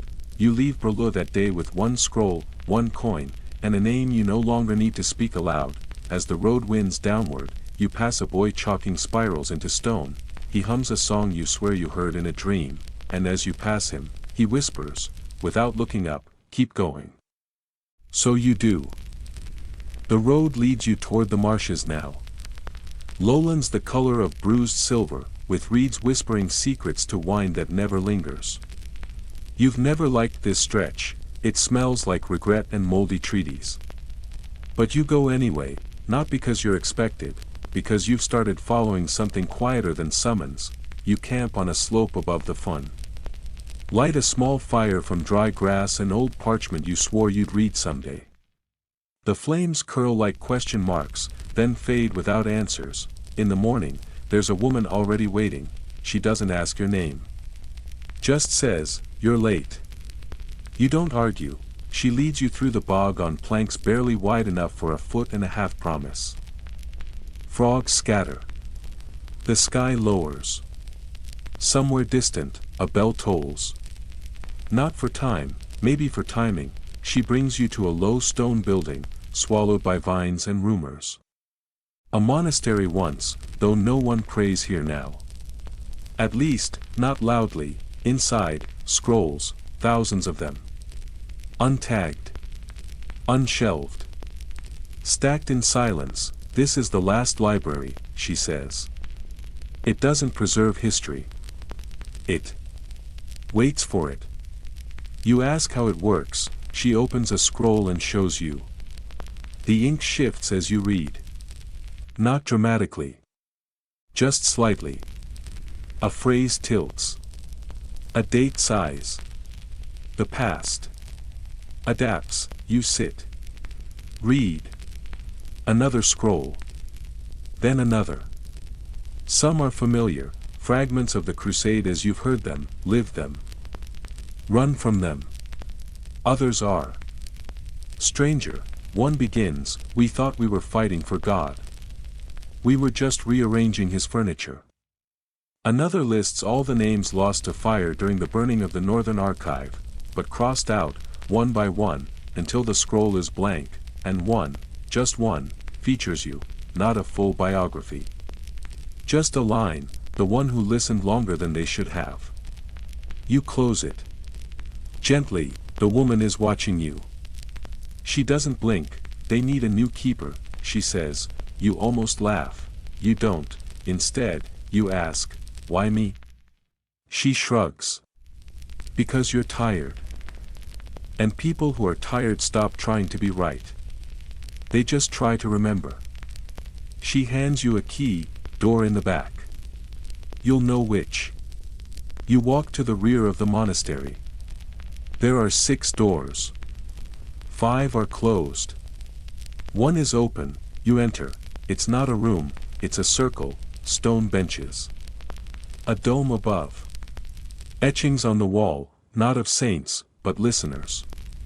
People with heads bowed, ears tilted, mouths closed. In the center, a table, no parchment. No pen, just a bowl of water. You sit, wait, at first, nothing, then, ripples, not from wind. Not from you. The surface begins to show scenes, a child tugging at a crusader's robe, asking for a story, a baker smuggling holy texts inside loaves of barley bread. A spy confessing love to an enemy in a forgotten dialect. The bowl shows you not events, but moments, not banners and declarations, but knees scraped on cobblestones, ink spilled during doubt, prayers whispered wrong on purpose. You watch until your eyes blur. You sleep on stone. You wake, and begin to speak, not to dictate, just to describe. You talk about the woman who made a kingdom out of refusal. The boy who traded relics for silence. The time you saw a soldier pause before striking, and in that hesitation, found a century's worth of mercy. Your words don't echo, they settle. You realize, this place doesn't record, it absorbs. Your voice becomes sediment, layer. Fossil. After 3 days, you step outside. The woman is gone, in her place, a child. Maybe 10. Hair like wet parchment. Eyes that look older than the walls. They hand you a scrap of paper. It reads, now it's your turn to listen to silence. You nod, take the bowl, carry it with you, through marsh, through mist, through cities that no longer bother naming themselves. The world is quieter now. Not peaceful, but less eager to shout. You meet others along the way, a man who carries a jar of dust labeled My Sister's Laugh. A girl who speaks only in forgotten idioms, all of them suspiciously accurate. A former priest who no longer believes in God, but still lights candles just in case stories get cold. You never stay long, but you always leave something behind, a flute, a spiral, a phrase like almost remembered. One night, under a roofless ruin, you find a scroll nailed to a tree. It reads, the crusade is over, it just doesn't know how to stop marching. You add a line below, then let it walk without maps. You walk slower these days, not from age, from attention. You notice more, the way moss creeps up stone like shy handwriting. The rhythm of conversations between people who think no one's listening. The way children trace spirals in the dirt before anyone teaches them to. You don't write it all down, you can't, not anymore, so you speak it, at wells, at crossroads, to crows, and you begin to notice something peculiar, things Repeat, you'll tell a story to a shepherd, then months later, hear a baker repeat it word for word to a traveler, except now it ends differently. You share a tale about a forgotten oath, only to hear it returned to you sung as a lullaby in a language that never existed. History is folding in on itself, not collapsing, consolidating, not to simplify, but to sing. One day, while walking through a burned-out orchard, you meet a woman weaving vines into a crown. She offers it to you, you decline. She nods, "I didn't make it for your head." She says, "I made it for your memory." You take it, wear it for a while, leave it on a stone. It's enough. Eventually, you come to the coast again, same cliffs as years ago, different waves. You sit, play the flute, not to summon, not to mourn, just to join. The wind harmonizes, the sea keeps time, and behind you, somewhere inland, the last library breathes, still listening, still becoming. You write one last scroll. It doesn't begin with "Dear Reader" or "To whom it may concern." It begins, if you're reading this, you already remember. You write of mirrors, of bowls of water, of names that broke wars and hands that mended them. You write not to explain, but to accompany. Then you bury it, not deep, just enough, and as you press soil over it, you hear a child laugh, not nearby, not far, just through. You turn, no one's there, but someone was, and that's enough. You walk on, each footstep lighter, each story gentler, each silence more willing. The crusade still marches, yes, but now it walks beside stories that carry no swords, only echoes, only flutes, only memory that hums. You sleep that night without dreams, not because you're empty, because you're full. So now you lie back, wherever you are, maybe under a real sky, maybe just a familiar ceiling, and feel your breath slow. Let the last echoes of parchment and candlelight fade, let the dust settle where it may. There's no need to hold on to the details. The names will blur, the dates will wander off, the towers will collapse and rebuild themselves in some other century's imagination, and that's perfectly fine. History was never meant to be perfectly remembered, only gently carried. You might forget the sound of the Crusaders' boots, the exact shape of the spiral carved into that old bench, or the name of the city where you once left a scroll behind a brick loosened by time. But something will stay. Maybe it's the feel of that bone flute in your hand, or the weight of a coin stamped with silence, or just the tiniest sense that, somewhere out there, libraries breathe and mirrors wait and stories keep walking, long after we stop telling them. Tonight, you've traveled through centuries that never stopped bleeding into one another, through myth and fact braided so tightly it no longer matters which strand was which, and you're still here, still breathing, still remembering, without trying too hard. That's all this ever asked of you. No grand declarations, no final truths, just a shared quiet. So let your body grow heavy now, let your thoughts drift like leaves in a scriptless wind.